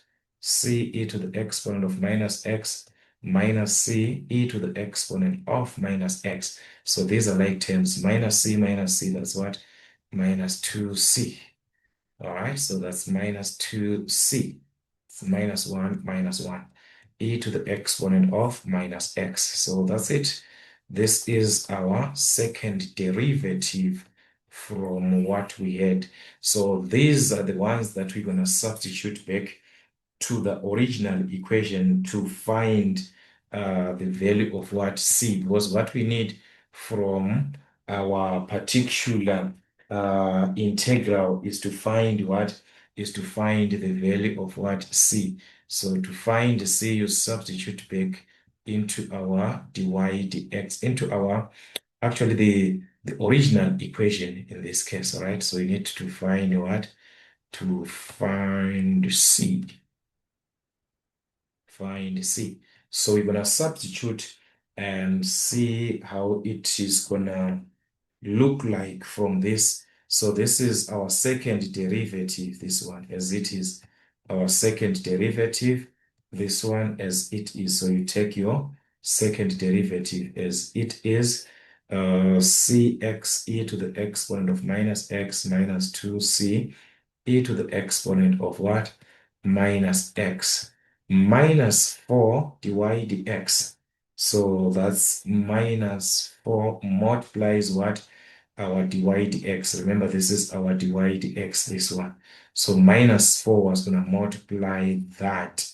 So that was going to give us negative times negative, all right? So that's a positive 4 cx e to the exponent of minus x. Minus 4 times this c, that's minus 4c e to the exponent of minus x. All right, so that's it. We multiplied by the what? Negative 4. Then we move on to the last one. Negative 5 times what? Y here. This is our y as it is. So if we multiply that by negative 5, that's negative 5 times this, which is negative 5. We take this one as it is, cx e to the exponent of minus x. That must be equal to what? That must be equal to exactly what we have on the right-hand side. 3e to the exponent of what? Minus x. So that's how you simply do. You substitute back into the what? Original equation, what you calculated here, the second derivative, your first derivative, and that y that you introduced from the first place. All right, so that's gonna give us the value of c. If we equate, or if we're gonna form an equation from here, you can form an equation depending with what you need. You can form an equation equating where we've got this, all right? So there's a part where there is x. If you check, there's a part where there is what? Where there is x. You can ignore that part where there is what? X. You focus with the part where we do not have x. Minus 2c, we do not have x there. Here there's what? Minus 4c. We do not have x. Since 3 here, the coefficient of e to the exponent of what? The coefficient of e to the exponent of minus x. We do not have x on that 3. It's just a constant. So that is why we focus on those constants only where we do not have x, the constants. So here there is x. We cannot take this, all right? Here there is x, we cannot take this. Here there is x, we cannot take that. So this is what we are going to have. You equate it. So therefore, minus 2c, all right? Minus 4 what? Minus 4c is equal to 3. You equate to the coefficient of what? E to the exponent of minus x. That's a formed an equation. Solve for c. Minus 2 minus 4, that's minus 6c equal to 3. Divide by negative 6, that's what? Negative 1 over 2. So that's our c. Find the value of c, remember. So that c, you are going to substitute back here into this equation that you have your yp. That's it, guys, just like that. All right, just like that, okay? So here, I'm just going to erase this since we have our value of what? Our value of c. So it simply means yp is equal to what? C is what? We have got our C here as what? Minus 1 over 2. So that's minus 1 over 2 x e to the exponent of minus x. So that's what we have on our particular integral, just like that. So that's how you play around with this. All right, that's how you play around with this particular. And the first one, our complementary function, we are going to add them to give us what? The general solution, as the question here is asking for the what? For the general solution. So our general solution, that's y is equal to the sum of these two yc, our complementary, and the particular yp. So you simply add those. So that is it, as it is e to the exponent of 5x plus what? B, e to the exponent of minus x. Then your yp, as it is, you add 1 over 2. So that was a negative here. So negative, as we can see, there's a negative. So that's negative 1 over 2x e to the exponent of minus x. So this is going to be our general solution without solving for A and what and B. You do not solve for A and B. You just consider as it is like that, all right? So that's how you play around with this. As you can see, it was question number 4. Then let's consider question number 5, all right? The main part of our exam. 40 marks here, guys, all right? So question number 5, 5.1, you are given, calculate the points of what intersection of 5.1.1. So we need the points of intersection of what? These two, y is equal to x cubed. So we've got y is equal to x cubed and x, which is equal to what? And x, which is equal to y squared. So as you can see, guys, x is the subject of the formula, or y is the subject. It depends with which one that you want to use. So if x is the subject, let us substitute into the what? The first equation. So y is equal to x. Our x is what? Y squared raised to the exponent of what? 3, the power of 3, raised to the power of 3. So that's what we have in this case. So meaning to say y is equal to multiply this is y to the power of 6. So we can solve this. All right, let's take this one to the other side. So 0 is y to the exponent of 6 minus y, like that. So we can factor out y, which is common. That's y to the power of 5 minus 1 equal to 0. So y is definitely equal to 0, or y to the power of 5 minus 1 is equal to 0. So y to the power of 5 is 1. Then we're going to find the fifth root, So guys, y is what? 1. So that is what you're going to obtain. So if y is 1, what about x? Because x is what? Y squared. So x is going to be 0 squared for the value of y, which is 0. For this y, x is going to be 1 squared, which is 1. So that's a point, 0, 0. When x is what? 0, y is 0. When x is 1, y is 1.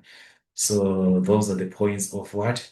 Intersection that you're simply going to consider on this part, all right? Then 5.1.2, we are now asked to what? So still on that, we are not yet done. The points of intersection, all right? Then sketch the graphs and show the representative strip that you will use to calculate the area bounded by the two graphs. All right, so let us sketch our graphs. We are still on 5.1.1. So the first one, y is equal to x cubed. That's a cubic function passing through the origin, as we do understand. All right, so we're going to have a cubic function passing through the origin. So here, this is just a sketch. So a cubic function passing through the what? The origin, something like this.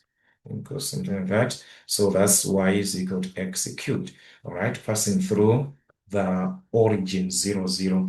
Then x is equal to y squared. You can simply introduce square root to square root. So y is equal to square root of x. So when it is square root of x, simply means we are going to consider square root of x and be plus or minus, all right, which can be one on top and another one below. So in our case, where we consider the intersection is going to be on top above, all right? But in actual sense, it was going to be something like this. So this is the graph of what? Y is equal to square root of x. That x, which was y squared, introduce the square root, make y the subject. So that's the square root of what? X, which is x to the exponent of what? A half. Okay, so where they intersect, you can see that's the origin, definitely. And 1, 1, that's actually above here when x is 1, y is 1. So let us just say here, that's 1, 1, the point of what? The point of intersection again. So where these two are actually forming the area, because here we need the area bounded by the two graphs. Where the area is bounded by the two graphs, it is here in the first quadrant. Those two graphs are what? Are forming this region in between. So this is the area bounded by the two graphs where we can use the limits for x. So we have got that limit for x and that one also for x when x is 1. So we can use the representative strip in the what? In the x-axis. That's best. If we have got the limits for x, we can just use our strip for x. Since we've got this one upper one and this one below like that, so the representative strip was gonna be for x, which is the best one to use. All right, so that's basically what you were going to have, all right, on this sketch. So that's what we have. All right, we are done. All right, then 5.1.2, calculate the area described by those graphs. All right, so the area can be determined. We've got the representative strip for what? For x. And as we consider the two graphs, this is the one on top, this one in black, the square root of what? X. So that's the graph on top, which we're going to call it y1, then the one below, y2. So y1 is the one on top, y2 is the one on the what? On the bottom. So this helps us in the calculation of what? Of area, as the area with respect to x is going to be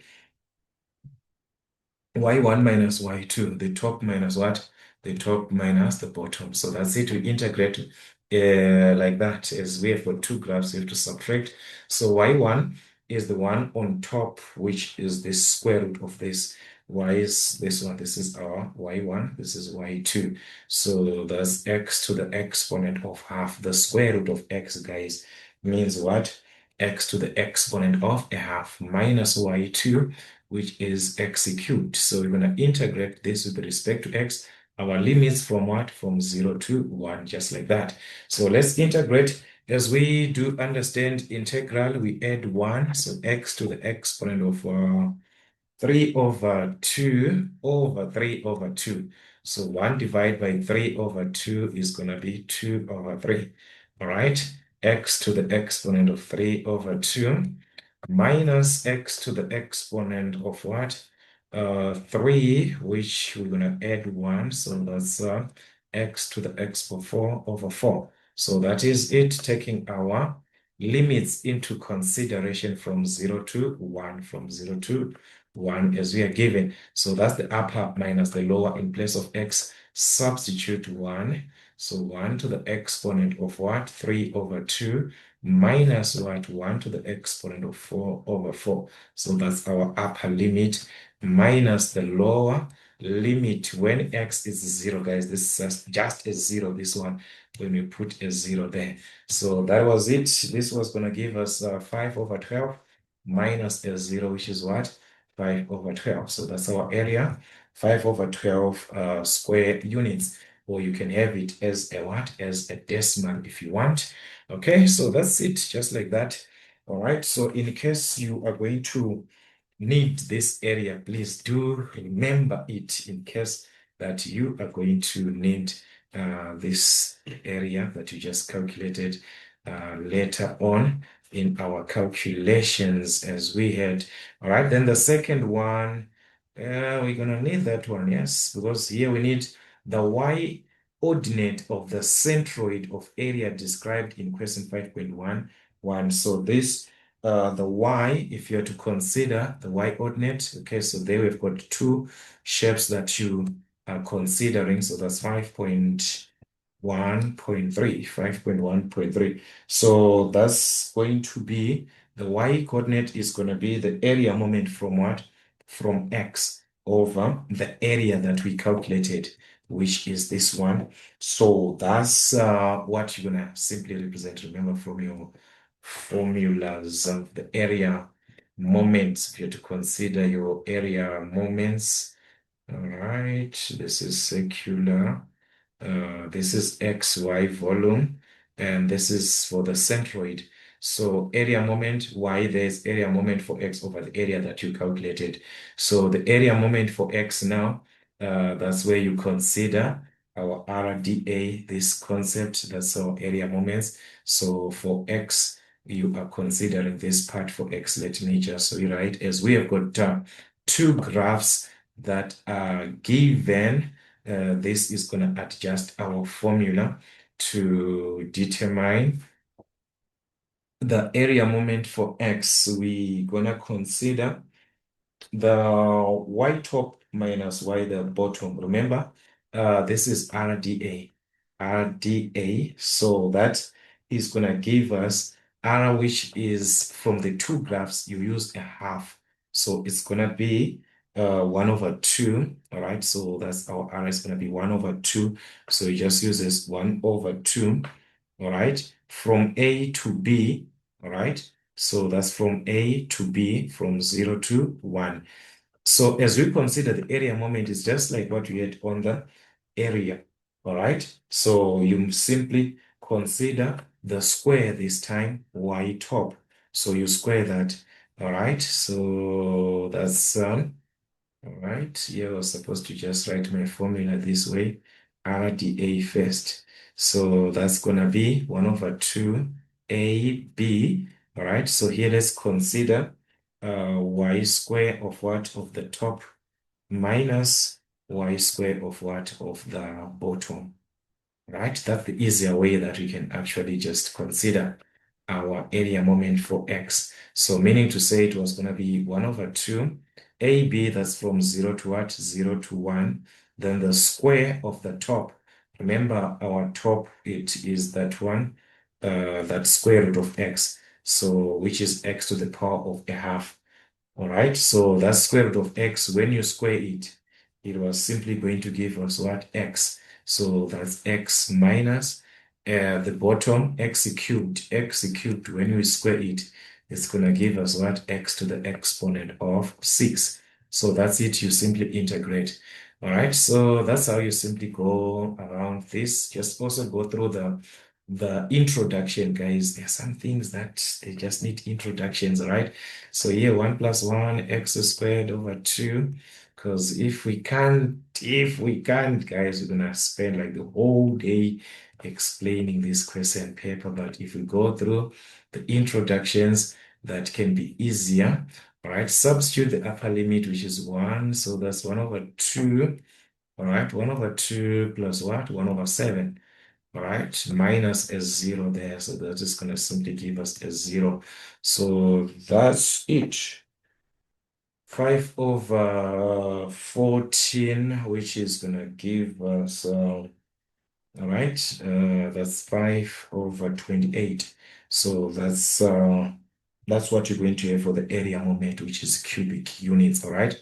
So we have got the area moment for x. So using this area moment, we can find that distance y that you're given, because it's going to be area moment 5 over 28, all right?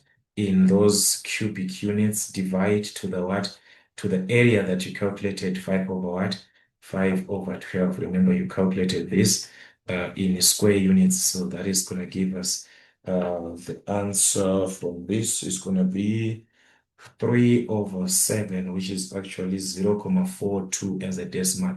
So that's in what? Units. So the distance is what you are having. All right, so it was a playing around with questions, with information that you have dealt with before, which is something like just formulas. We dealt with these formulas, all of them.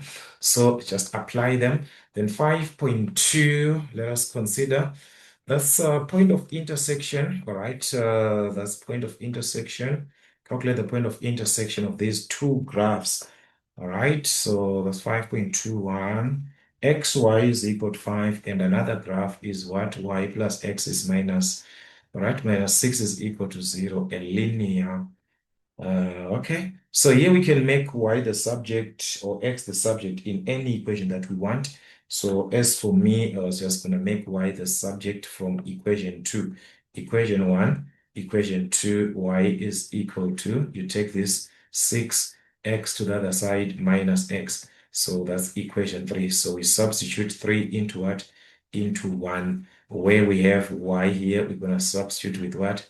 6 minus X. So X into our Y there, which is what? 6 minus X. So that's equal to 5.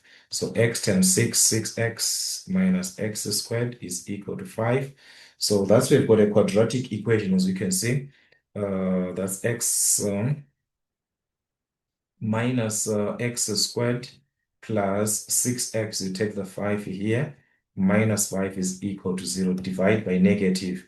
Negative, negative, negative, negative. So that's going to give us what? X squared, all right, minus 6x plus what? Plus 5 equal to 0. So this one you can simply solve by your factorization. Factors of what? 5, which give us a negative 6. That's negative 5 and what? Negative 1. So that's x minus 5. X minus 1 is equal to 0. So x is equal to what? 5. Negative 5 to the other side, that's a positive.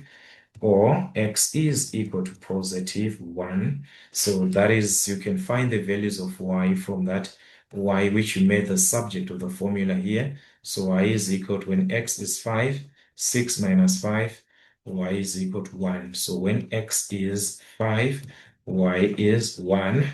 All right, the same thing when x is 1, you substitute 1 there. Y is going to be 6 minus 1, which is 5. So 1, x is what? When x is 1, y is what? 5. So that's it. You have got your points of intersection like that. So that is what we simply needed on that part.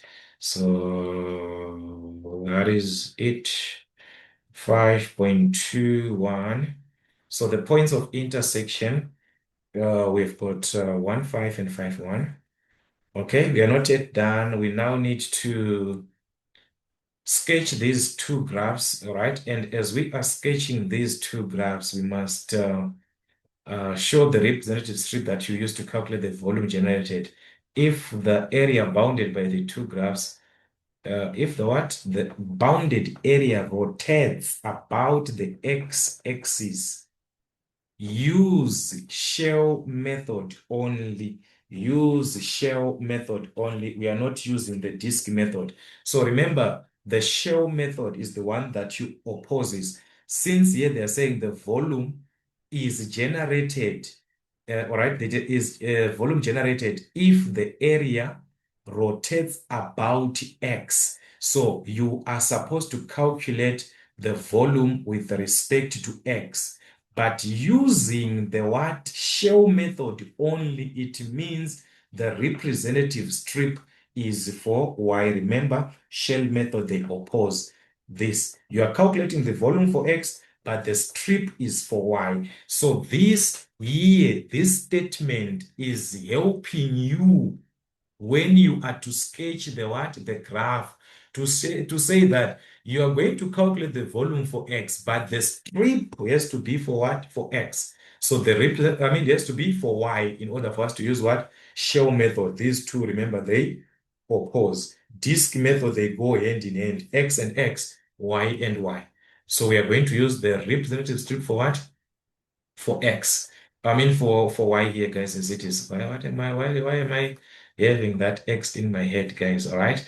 So that's it. So this is our representative strip. The first one, we have our hyperbola in that case here. Xy is equal to 5. That's a positive. So when it's a positive, we know we're going to have a piece in the first quadrant and another piece in the second quadrant when this one is what? A positive from the hyperbola concept, all right? So that's xy is equal to 5 divided by x. So y is equal to what? 5 over x. So is the graph of y is equal to 5 over x, our hyperbola concept. All right, then we've got a linear function y plus x. Y is equal to, you take x to the other side, minus x, minus 6 becomes a positive 6. So you can see it is a straight line with a negative gradient. So you can simply consider it is a line that has a negative gradient. We do not know, but it has got what? A negative gradient like that. But remember, they are going to intersect. So guys, even if you can consider this, there was no need of this. Okay, you can use those x-intercept when x is 0, y is 6. When y is 0, x is 6. You use what?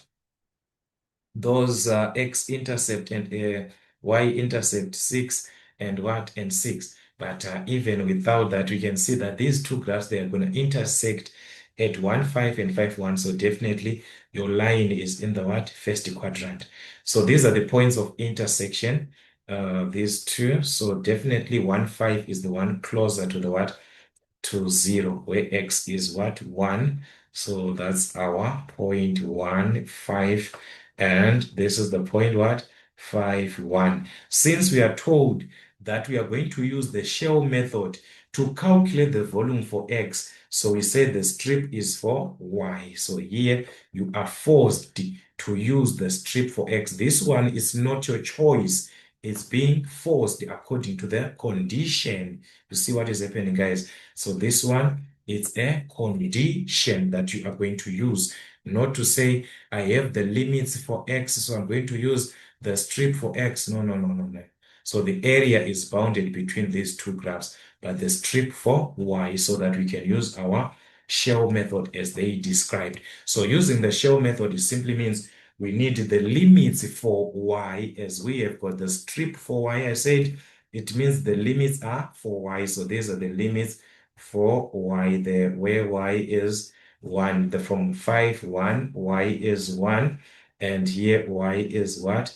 Y is 5. So we're going to take our limits from 1 to 5. So that's it. We've got our sketch. Then 5.2.2, then use that shell method as they have already told us there to calculate the volume, which was described there. Which was volume? Volume in the x, about the x. So calculate Vx using the shell method. So how do we apply our shell method? All right, so Vx, that's it here on 5.22.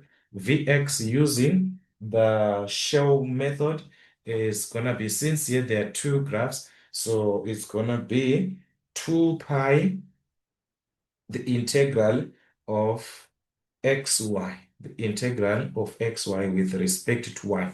That's the shell method, all right? From our formula sheet, we are calculating Vx, but the strip is for what? For y, this one. 2 pi xy, this one. This is shell method. When the strip is for x, and this one, the volume is for x, the strip for x, this is disk method. All right, this one is also disk method. So this is the shell, and this is also a shell method. So you see, guys, shell method is just direct as it is, one of the direct methods. So x here simply represents that we are supposed to, that is we are supposed to have it according to the graph so that we can use our limits. So this x here is from our graphs, which simply represents according to y. We're going to use top minus bottom, just like what we had before. So it's going to be x1 minus x2. So x1 is the one on the top part. This one is our x1. Then this one below on the bottom, that's our x2. So you have to write this in terms of x so that we can use that subtraction in proper way. So in x, our x1 is from the straight line. So we have to make x the subject, not y. So let's make x the subject. So x is equal to 6 minus y. We take y there, so it's 6 minus y. So that's our x1, the straight line. From this, divide by y like that. So x2 is equal to 5 over what? 5 over y. From those graphs, you make x the subject of the formula from our graphs. All right. Then that's the concept that you are going to consider, all right, as they are to be integrated with respect to y here. So that's our Vx was going to be 2 pi, the integral of from a to b, the strip for y. These limits are for y. So actually, you're supposed to use like CD so that you actually understand for y 1 to 5. So that's 1 to 5. Our x, like I said, that's the difference between those graphs since there are two graphs. So you consider x1 minus x2. So that's our x1, 6 minus y minus x2, 5 over y like that times y this one. With respect to y, we can integrate just like that. So we take the one on the, like this, one on the positive minus the one on the negative side. So that's our top bottom, just like that. So here is the one on the right side, the minus the one on the left. So you can just consider right minus left, guys. Okay. I don't know the way that you understand, all right? That's how you play around with this x, all right? So here we need to subtract, of which there are no like terms here. So just multiply by y throughout so that you can integrate with respect to y there. So that's it. So that's it. That's our shell method, guys, this one. 6 times y, that's 6y, minus y times y, that's what? Minus y squared. Then here, y and y was going to cancel. You remain with negative 5. So that is it. With respect to y, we can integrate. All right, so let us integrate and have our limits. This is 1 plus 1, which is 2. So 6y squared over 2, which is what? 3y there.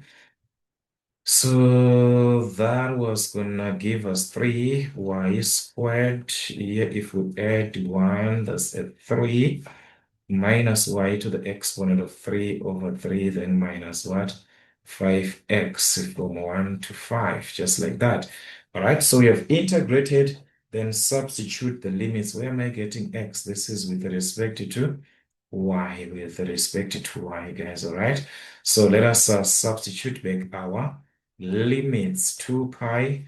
Then when y is 5, you put there 5 there, 5, and so on. So it was going to be 3, 5 squared minus 5 cubed over 3 minus 5 times 5. All right, so guys, here just, all right, let me just do it so that you can finish. Then when x is 1, so this is 3 minus 1 over 3 minus 5, like this.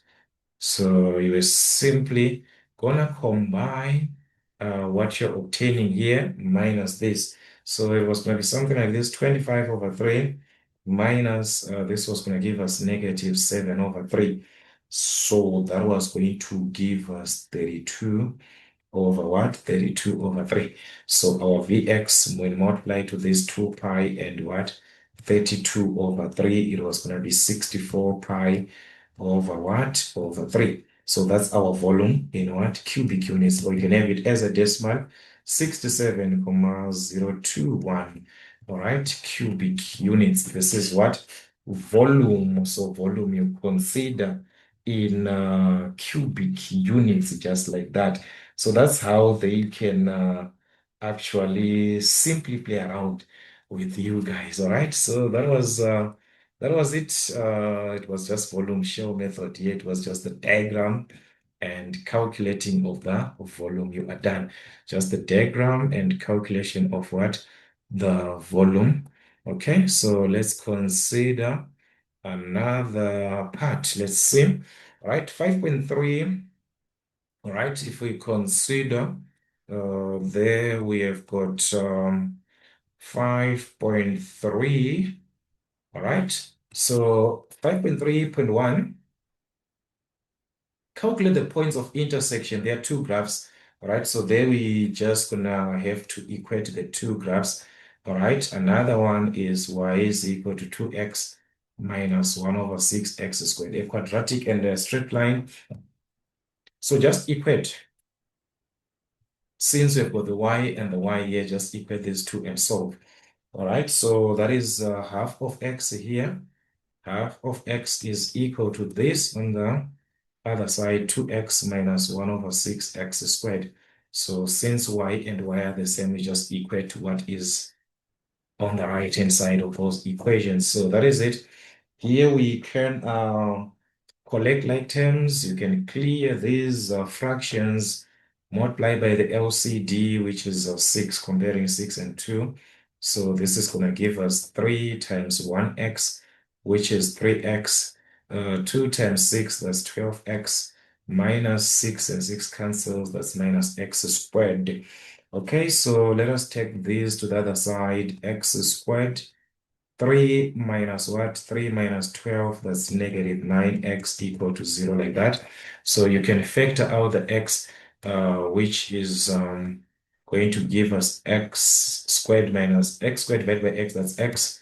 Negative 9x and x, that's negative 9 equal to 0. So that's definitely x is equal to 0, or x is equal to what? A positive 9 if you take that negative 9 to the other hand. So to find the value of y, you can substitute in any one of these equations. So I'm just going to use this one. Y is equal to half of x. So when x is 0 here, y is equal to what? 0. So that's 0, 0. When x is 9 over 2, that's half of 9, which is what? 9 over 2. When x is 9, y is 9 over 2. So that's going to be a point when x is 9. Y is what? 9 over 2, or what? 4.5. So those are the points of intersection, 0, 0, and what? 9 over 2, right? 9 and 9 over 2, like that. So after finding these points of intersection, now you need to sketch the graphs and show the representative strip that you use to calculate the area bounded by these two. Okay, so 2x, from the look of things here, 2x minus x squared, this is a quadratic, and the coefficient of x squared is a negative, so definitely it's going to be concave down, all right? So we've got a graph that is concave down, and so it's going to be something like this. We are still on 5.3.1. So our graph, our quadratic is what? Concave down. And from these solutions, from these points of intersection simply tells us that there is the origin as a solution, because both graphs will meet at that origin, and definitely another point somewhere there. So being concave down, can expect something of this nature, where this is the origin, and another x-intercept which are not focused on, right? Do not worry about that. So that is the graph of y is equal to 2x minus what? 1 over 6x squared.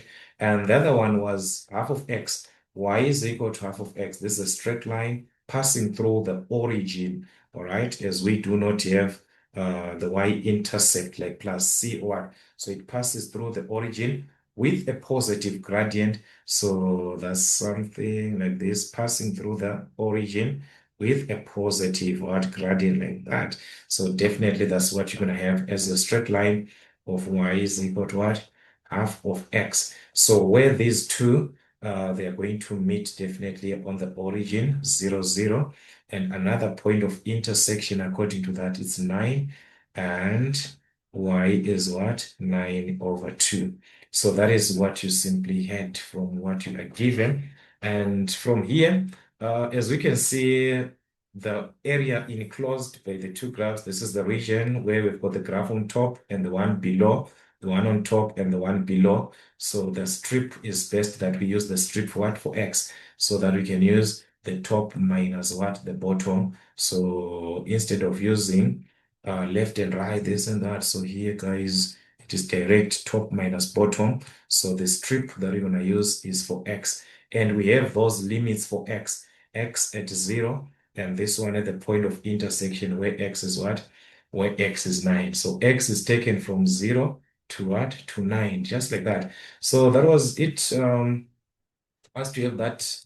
Okay, 5.3.2, the area now, calculate that area.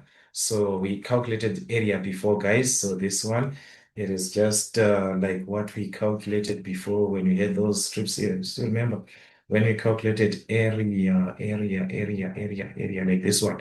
So just like what we had before. This was area moment, but we calculated area before, I still remember. Anyways, the area with respect to x, the integral of the top minus the bottom. So that's going to be y1, which is the top, minus y2. So that's y1 minus y2 with respect to x from a, b. So that's it, top minus bottom. So we already have this as the subject of the formula, y1 as the subject. So just substitute as it is 2x minus 1 over 6x squared minus y2. y2 is half of x. So just substitute also as it is half of x. So integrate that with respect to x from 0 to what?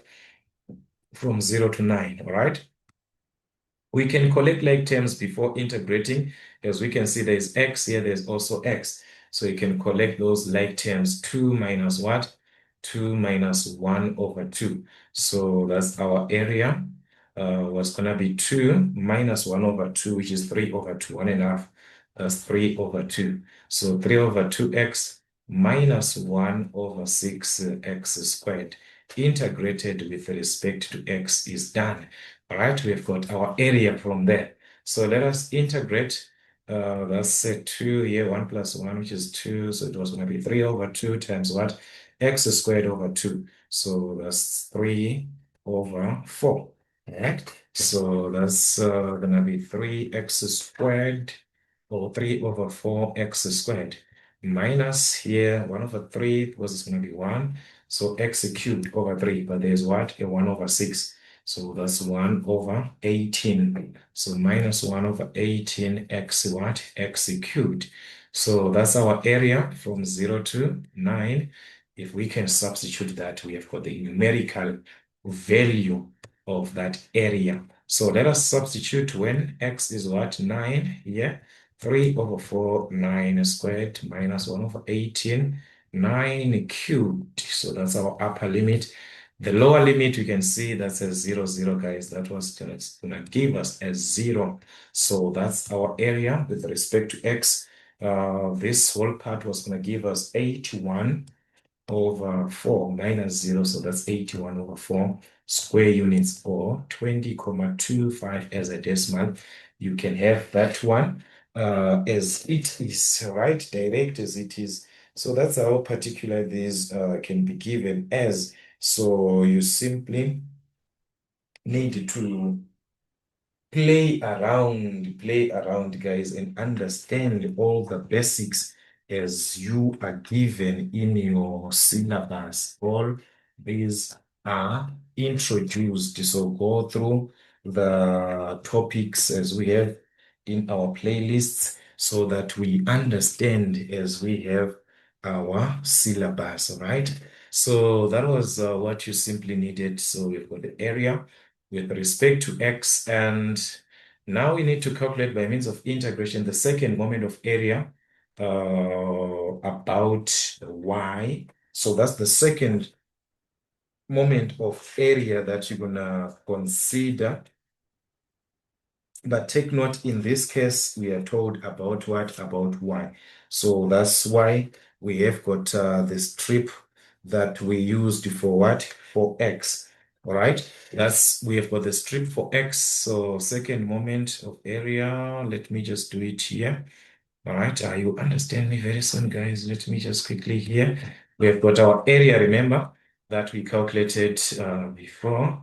So that's 5.3.3. So 5.3.3, since those two graphs are bounded in between, we're just going to take it as before, just as before. So about the second area moment with respect to the y, okay, it's going to be taken as A, B. Then you subtract those graphs, top minus bottom, y1 minus y2, all right, times what? The radius squared. So it's r squared, dA squared. So radius That's x squared. It was supposed to be just simply, right. I hope, guys, you see, rewriting this is like, I don't know how many times I have written this. So now it's like, what are you doing? So it's just r squared. That is going to be x, all right? In this case, from the strip of x. So that's our x squared. Then the dA, this one, the area y1 minus y2, this is our dA. So that's it, guys. Direct as it is. All right, so you see, guys, it's just formulas, formulas as they are. So from 0 to 9, all right, y1 minus y2, already talked about that, guys. 2x minus 1 over 6 x squared, all right, minus what? Y2, which is 1 over 2 x, then we multiply by what? By x squared with respect to what? With respect to x. So you can see that we already dealt with this part of y1 minus y2. So we already dealt with that one. So here, this one, y1 minus this y2. So we dealt with that one before. Okay, so that gave us 3 over 2. If you still remember, it was 3 over 2x. It is the one that gave us 3 over 2, if you still remember, 3 over 2x. So it was simply gonna be like this. 3 over 2x minus what? 1 over 6 x squared, then times x squared. So you're going to multiply by that x squared outside of the bracket that you are given, then integrate just like before. You are done. So that's it, guys. That's it here. So x squared times x, that's x cubed. X cubed, x and x to the power of 4. All right, with respect to x, we can integrate this one, then substitute our limits. All right, so that's 3 over 2 times you add 1. Here, if you add 1, it was going to be 4 over 4. So 3 over 8. So that's 3 over what? 3 over 8 x to the exponent of 4 minus this one was going to give us 1 over 6. 1 over 6, then we're going to have plus 1, so that's 5. X 5 over 5. So that's 1 over 30 there, minus 1 over 30. X to the exponent of what? 1 over what? 1 over 5, like that. So this is what you're going to get from what? From 0 to 9. So substituting the upper limit, 3 over 8, 9 to the power of 4, minus what? 1 over 30, 9 to the power of 5. This is our upper limit. Then subtract the lower limit. That was going to give us a 0, guys. So that was going to give us something like 19683 over 40. So the second area moment is units to the power of what? That's units to the power of 4. Or you can have it as a what? As a decimal. So this one was just for the second area moment. It was not asking us for any other part after. So that was a direct question again. Just need that the area moment, the area presentation here, the area you subtract as you just calculated the area before, y1 minus what?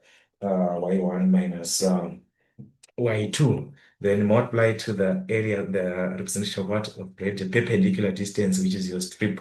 So that's x squared. So that's your second moment of area as it is direct like that. All right. So that was our question 5.3. So 5.3, it was like that. Let's see what we now have on the other section. So do revise along those properties that can actually help a lot to revise along these basics. So on 5.4, you are given 5.4.1, a trapezoidal wear, which is 2 meters high, all right, 4 meters wide at the top, all right, 4 meters wide at the top, and 2 meters wide at the bottom. All right, so here we are considering that is the dimensions of what?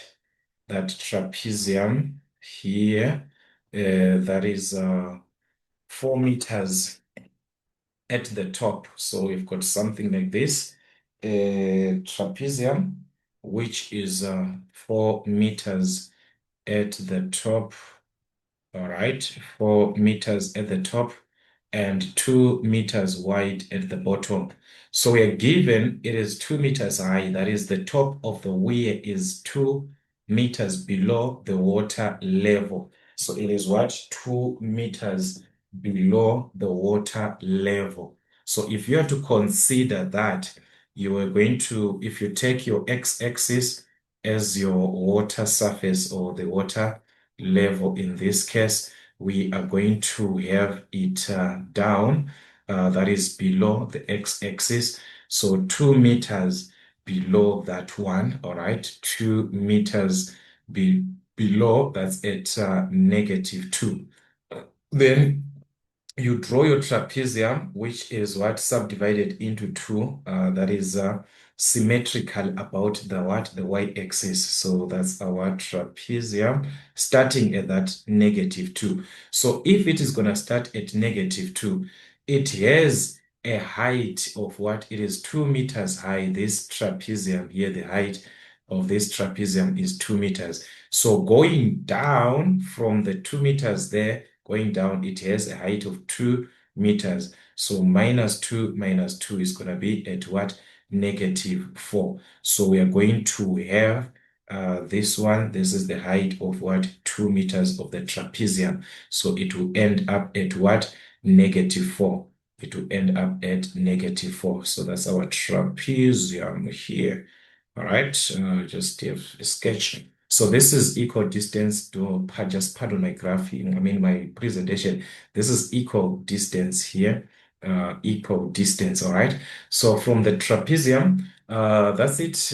That's what you're gonna simply have, and the strip, that is the representative strip for what? For y, like that, all right? So that's it. We can use that into our calculations. Remember, the top is 4 meters. So when you divide by 2, it's 2 and 2. So here it is 2. This one from here to here, it is what? It is 2. So meaning to say in the x from 0 to 2, that here is going to correspond here. X is what? Is 2. Whereas the y value is the vertical part up to here. This one, -2. And this point, since here it is 2 divide, so it's going to be 1. The distance here is 1 and 1. So here x is what? 1. But the y value we know is what? -4. It is ending at -4. So that's it. Remember, guys, the properties, how you present here, because also they want you to have this sketch and calculate this relation between x and y. So the relation between x and y is taken from this line that we have these points. So we take it along this line. That's a straight line. So you form the equation of a straight line. Y is equal to mx plus what? C. So that's for our relation, where m is the gradient, which you can calculate the gradient from the given points. We can name whatever way that we want, x1, y1, x2, y2. So the gradient being y2 minus y1 over x2 minus x1. So y2 minus 4 minus y1 minus 2 over x2, 1 minus x1, which is 2. That was going to give us a gradient of 2, all right? -1, okay, a 2. So substitute here, y is equal to the gradient, which is what? 2. So that's 2x plus what? Plus c. So you're gonna find c by substituting any point. So you can use any point of your choice, guys, all right? So you can even use the point 2 minus 2. So using the point 2 minus 2xy there, y is -2, where x is what?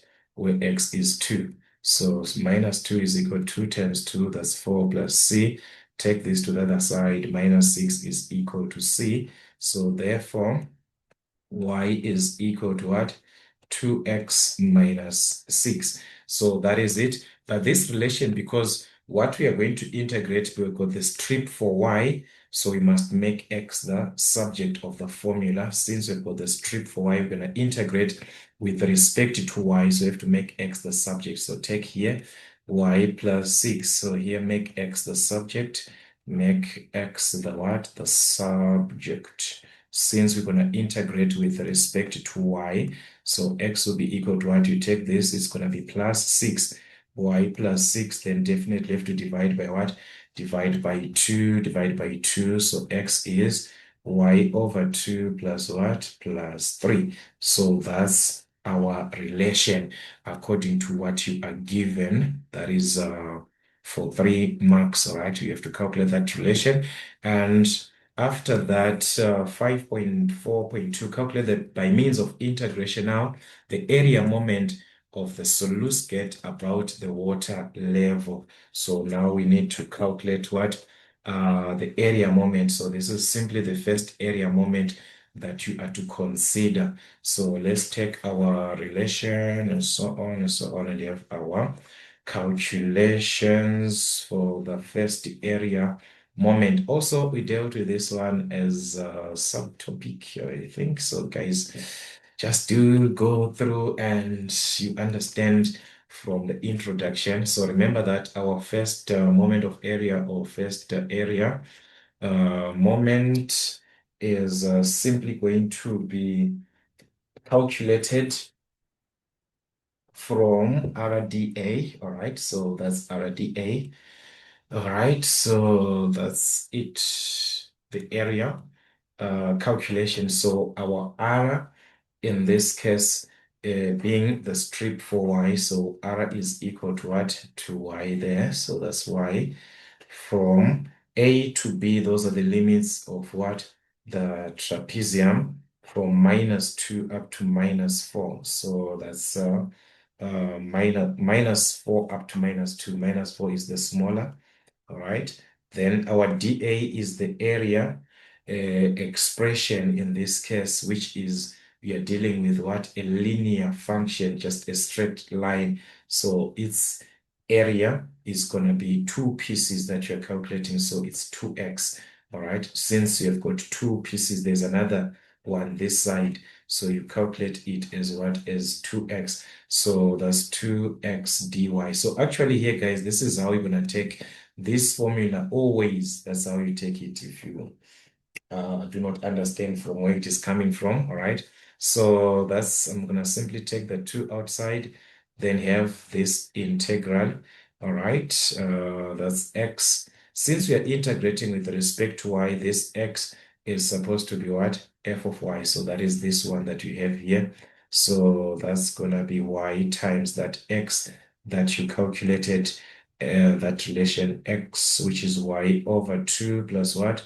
Plus 3, you substitute that x. So the 2, we took it outside, then we can integrate this, all right? So just a 2, simplify here, y times y, that's y squared over 2. Y times 3, that's 3y like that. So remember there is dy here. So let's integrate and see what we were going to have. Y squared, we add 1. So that's y cubed over 3. But there's a 2 that you already have. So multiply by 2. That's y to the exponent of 3 over 6. 2 times 3 plus, this is going to be 1 plus 1, which is 2. So that's 3y squared over 2 from -4 up to -2. So that's it. You simply need to substitute your limits. So guys, here I'm just going to write the answers for the sake of time. Never thought this was going to be like this. So you're going to substitute the upper limit -2 throughout, -2, -2. You're going to get 14 over 3. Then you substitute -4 throughout. You are going to get 40 over 3. All right, so that is what you're going to get, and subtract these two, multiply by these two. It was going to give you negative there. You're going to get a negative answer, negative 52 over 3 cubic meters. All right, so that's our first area moment, negative 52 cubic meters. All right, so just like that, you are done. So this is what you needed. Okay, let us just have it here. So our first area moment is going to be negative 52 over what? Over 3 square cubic meters. Area moment is going to be cubic meters, this one. So that's how you play around. Let's consider the second one, which is what? The second area moment, then as well as the depth of the center of pressure by means of integration, right? 5.4.3. So the second area moment is simply taken from r squared this time. So that's our second what? Area moment. Second area moment. So that will be r squared dA. So as we can see, guys, it's simply what we had before. If our r was x, so if our r was y, here this y, then it's gonna be y squared. So that's y squared. Then our dA is the area expression, which we said is gonna be taken as what? As 2x. So that's 2 times this x here. All right, as it is just like before. This formula here is going to be as it is usual every time. So take the 2 out, then your a and b minus 4 to what? To minus 2 y squared. Remember, x represents that x here, this expression that you made the subject before. Xy over 2 plus what? 3. Then integrate that with respect to y. That's it. We've got your second area moment from here. All right, so that's it. Let us just expand, multiply that's to the exponent of 3 over 2, this one and this one, 3y squared. All right, so that's it. Yes, just integrate, then add 1, that's y to the exponent of 4. So it was going to be 4 times 2, this one, which is 8, minus, so that's plus here. So that's going to be plus. This was going to be 3y cubed, all right, cubed over 3. So this cancels, you remain with what? Y cubed, all right, from -4 up to -2. So that's how you simply play around. Substitute these just like before, the limits, upper minus the lower limit, the upper limit being the -2. So I'm just gonna write the answer like before, guys, so that we do not waste our time. So that was gonna be -6 when you substitute -2, minus the lower limit. When you substitute -4, you are going to get -32. So simplify that. That was going to give you 52 meters per 4. So that's our second area moment, 52. So to find the depth now, you simply divide by the first area moment. Remember, this is your first area moment. So divide, you have got what? The depth now of the center of pressure. So that's it. From the second area over the first area moment, the second 52. Remember our first, it was -52 over 3. All right, like this. So that was going to give us what? -3 meters at the end. Okay, so that is how you can simply play around with this type of a question. So when it is below, as we have on our diagram, it's going to give us a negative. But when you have a diagram above, it was going to give you a positive. So it depends with the diagram presentation that you have. So that was it. Question number 5 to obtain 40 marks. All right, then number 6, 6.1. Determine the length of the curve given this parametric, all right, the length of the curve. We have x and y separate, so that's parametric, and we've got this from our formula sheet. All right, parametric, all right, length here, these ones here. So that is the ones that you're going to use S for what? For that arc length here, this one, this one, this one. So for parametric, you use this one. All right, so that is the formula that you're going to simply you have to play around with for a parametric when dealing with what? The arc length. So meaning to say, from that formula, the arc length is going to be simply taken, since you're dealing with the t, it's going to be t in place of u plus t. So that's t1, t2. Then we're going to have the square root of d with respect to t, so that's dx dt squared plus dy dt squared. So that's our formula. That's the formula that we are going to use. So meaning to say we simply need from that x, which is equal to 4t to the exponent of 3 over 2, we must find the derivative, then square it. So we'll drop the power here. 4 times 3 over 2, that's 6. So it's going to be 6t. You subtract 1. So that's going to be what? 1 over 2. 1 over 2. So that's what you have, 6t to the exponent of 1 over 2. Then we need to square it. As you can see here, it's being what? It's being squared, or we're going to square it later on. It is up to you, or you can leave it like that. Since just a single term, you can square it later on. Then y is the same from that y, which is here. 6 plus 2 into 4 minus what? 4 minus t. 4 minus t to the exponent of what? 3 over 2. So we can differentiate y with respect to t.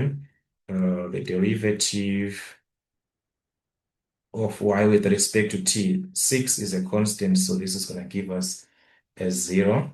Right? So you consider here the power first. So here we've got the power. So you consider the power. 2 times 3 over 2, that's what? 3 into 4 minus t to the exponent, we subtract 1.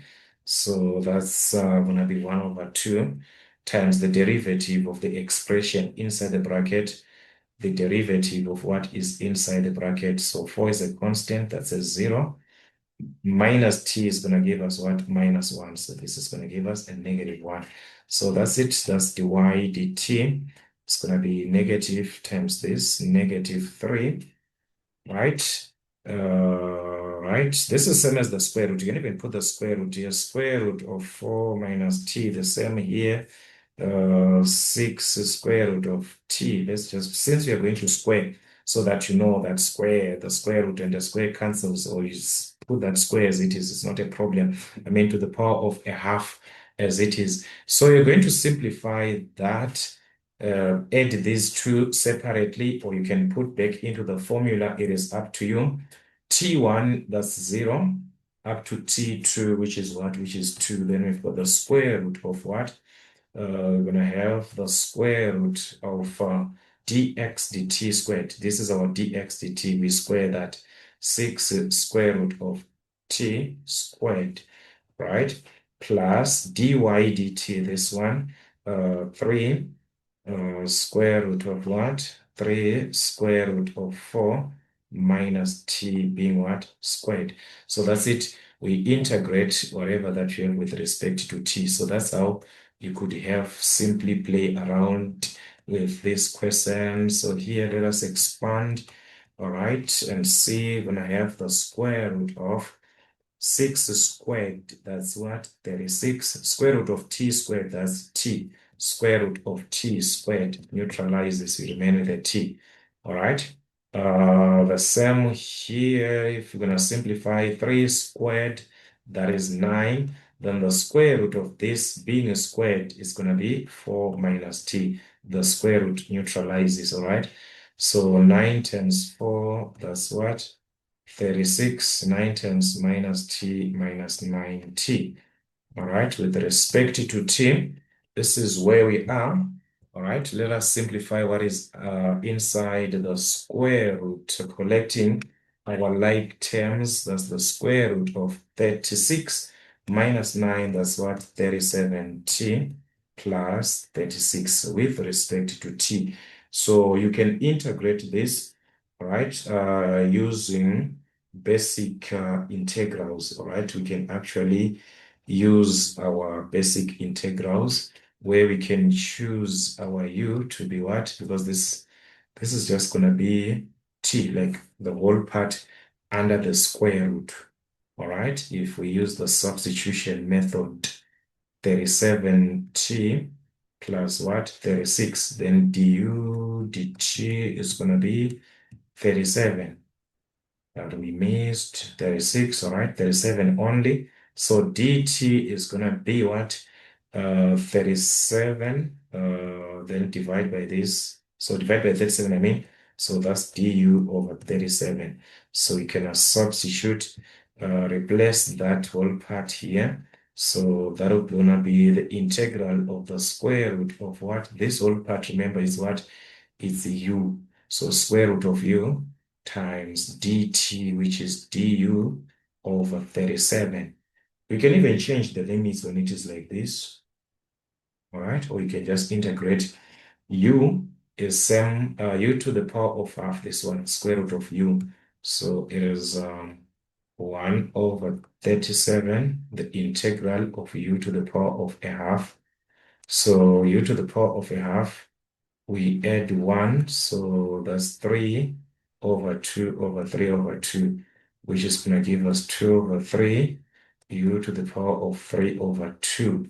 So it was going to be 1 over 37 times what?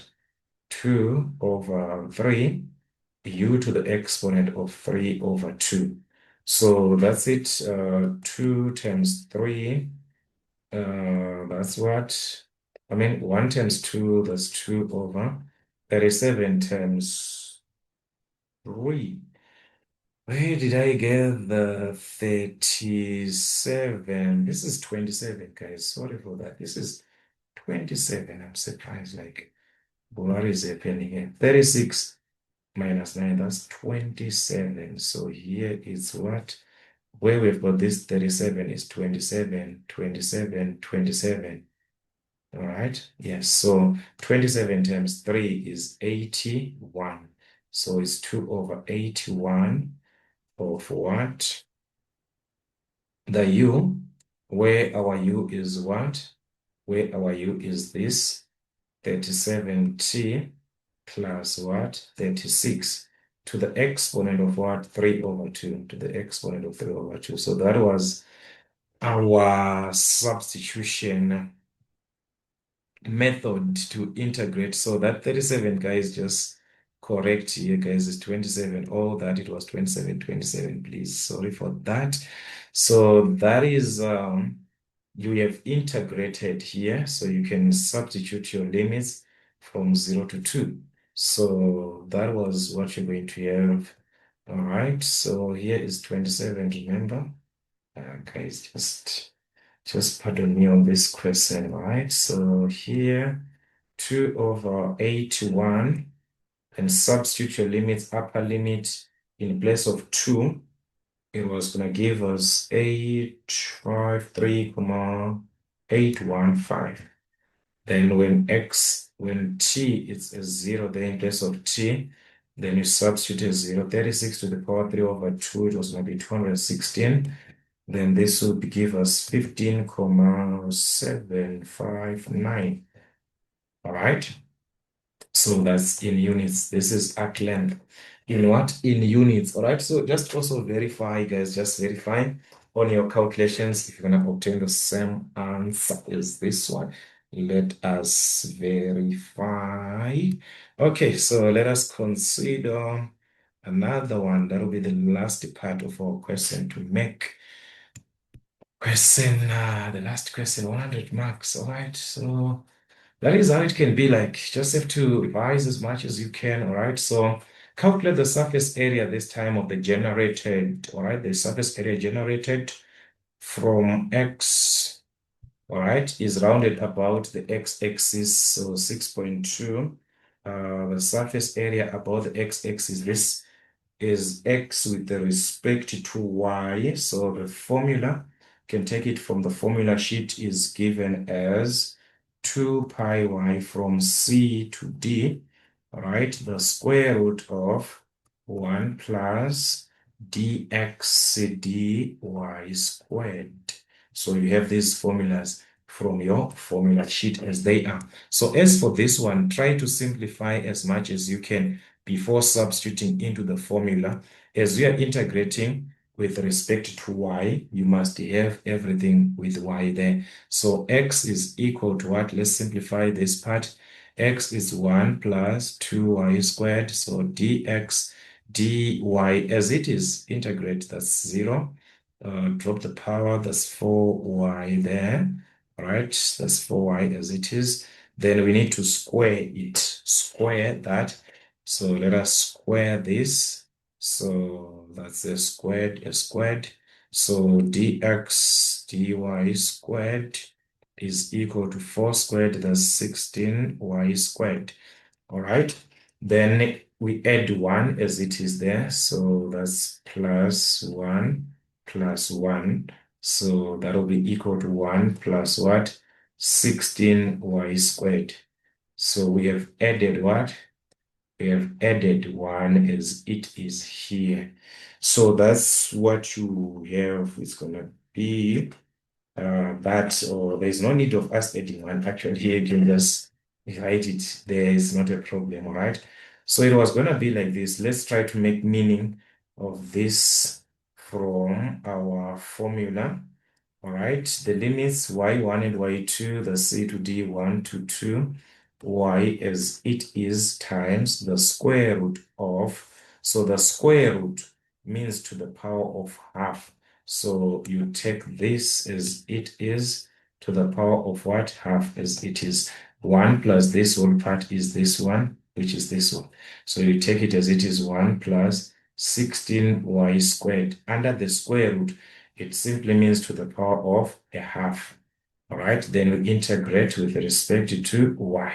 All right, so this is it. Those simplifications, you just do them separately like that. Then here now, you try to figure out how can you integrate this whole part that you are given. How can we integrate this whole part that we are given, which we can actually apply if we can use by inspection, if we can use inspection method, all right, by those inspection where we've got a power, an exponent like that, we can use inspection from here. These are the integrals that you can use by what? By inspection here, these ones.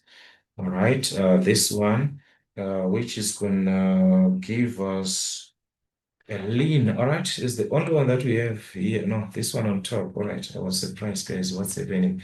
This one here, this one.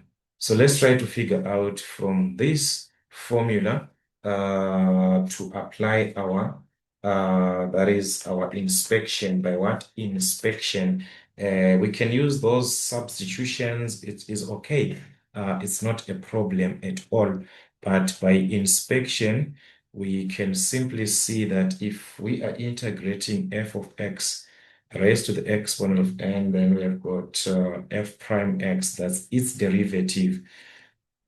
This will be simply f of x to the exponent of n plus 1 over n plus 1. So what matters is the f of x to its derivative. So here, if we say this is our f of x, this one, if we say that's our f of x, in this case, it's f of what? F of y. So you just change y, like that. So if we say our f of y is what? 1 plus 16y squared. What about its derivative? Its derivative, that's 0. Multiply here, that's 32y there. So its derivative is 32y, not y. Here there is y, not 32. So what are we supposed to do so that it remains with that 32? We put that 32 here as it is. We put that 32, but we must also multiply outside by what? 1 over 32 to supplement our adjustment. So therefore, our area with respect to x was going to be 2 pi times 1 over 32. What is outside of the what? The integral, which is our constant, right? So that is going to give us 1 over 16, 1 over 16 pi. So from the integration of that, because we have f of what? f of y here that we made, that we took from our illustration, this one. And this is its derivative, this one, the 32y that we made an adjustment and used 1 over 32 outside. It means we can use our inspection formula, which states that it is going to give us what? F of y as it is, our f of y here as it is 1 plus 16y squared to the exponent of any plus 1. So that half you add 1. So that was going to give us what? 3 over 2 over any plus 1 over 3 over 2. So this is going to give us what? 1 divided by 3 over 2. That's 2 over 3. Okay, you take this part as it is 1 plus 16y squared to the exponent of what? 3 over 2. So that's how you were simply going to integrate by what? Inspection. So this is by inspection, or you can use any other way, substitution method. Just use those ones to prove if we are going to have what? The same answers, guys. All right. So that's how you play around. Then simply substitute your limits as they are. So that was going to give us the area. As we can see from here, if we're going to substitute our upper limit, 1 over 16 pi like this, our upper limit being 2. So in place of y, substitute 2, then simplify. It was going to give us 349,365. All right, minus the lower limit. If you're going to substitute a 1 in place of y and simplify, it was going to give you something like 46,729, like that. So this is it. Simplifying this on our calculator, that was going to give us 59,422. All right, so that's 59,422 square units. So we are integrating this and obtaining what area from there. This is the surface area. So that's basically how you can play around. Like I said, you can use the substitution method here on integrating. Instead of using by inspection, you can try use the substitution method. So that's basically what we had on this question paper, out of what? 100. So let us do revise as much as we can in light as we are preparing ourselves for the exams that are ahead of time. Give yourself time, join membership, go through the sections step by step. Where you do not understand, then let us communicate. Where I've got time, I'm going to visit that section and explain further in terms of what you actually need. But for this one, that is what we had. Let us prepare. Let us prepare. This is it till we meet again.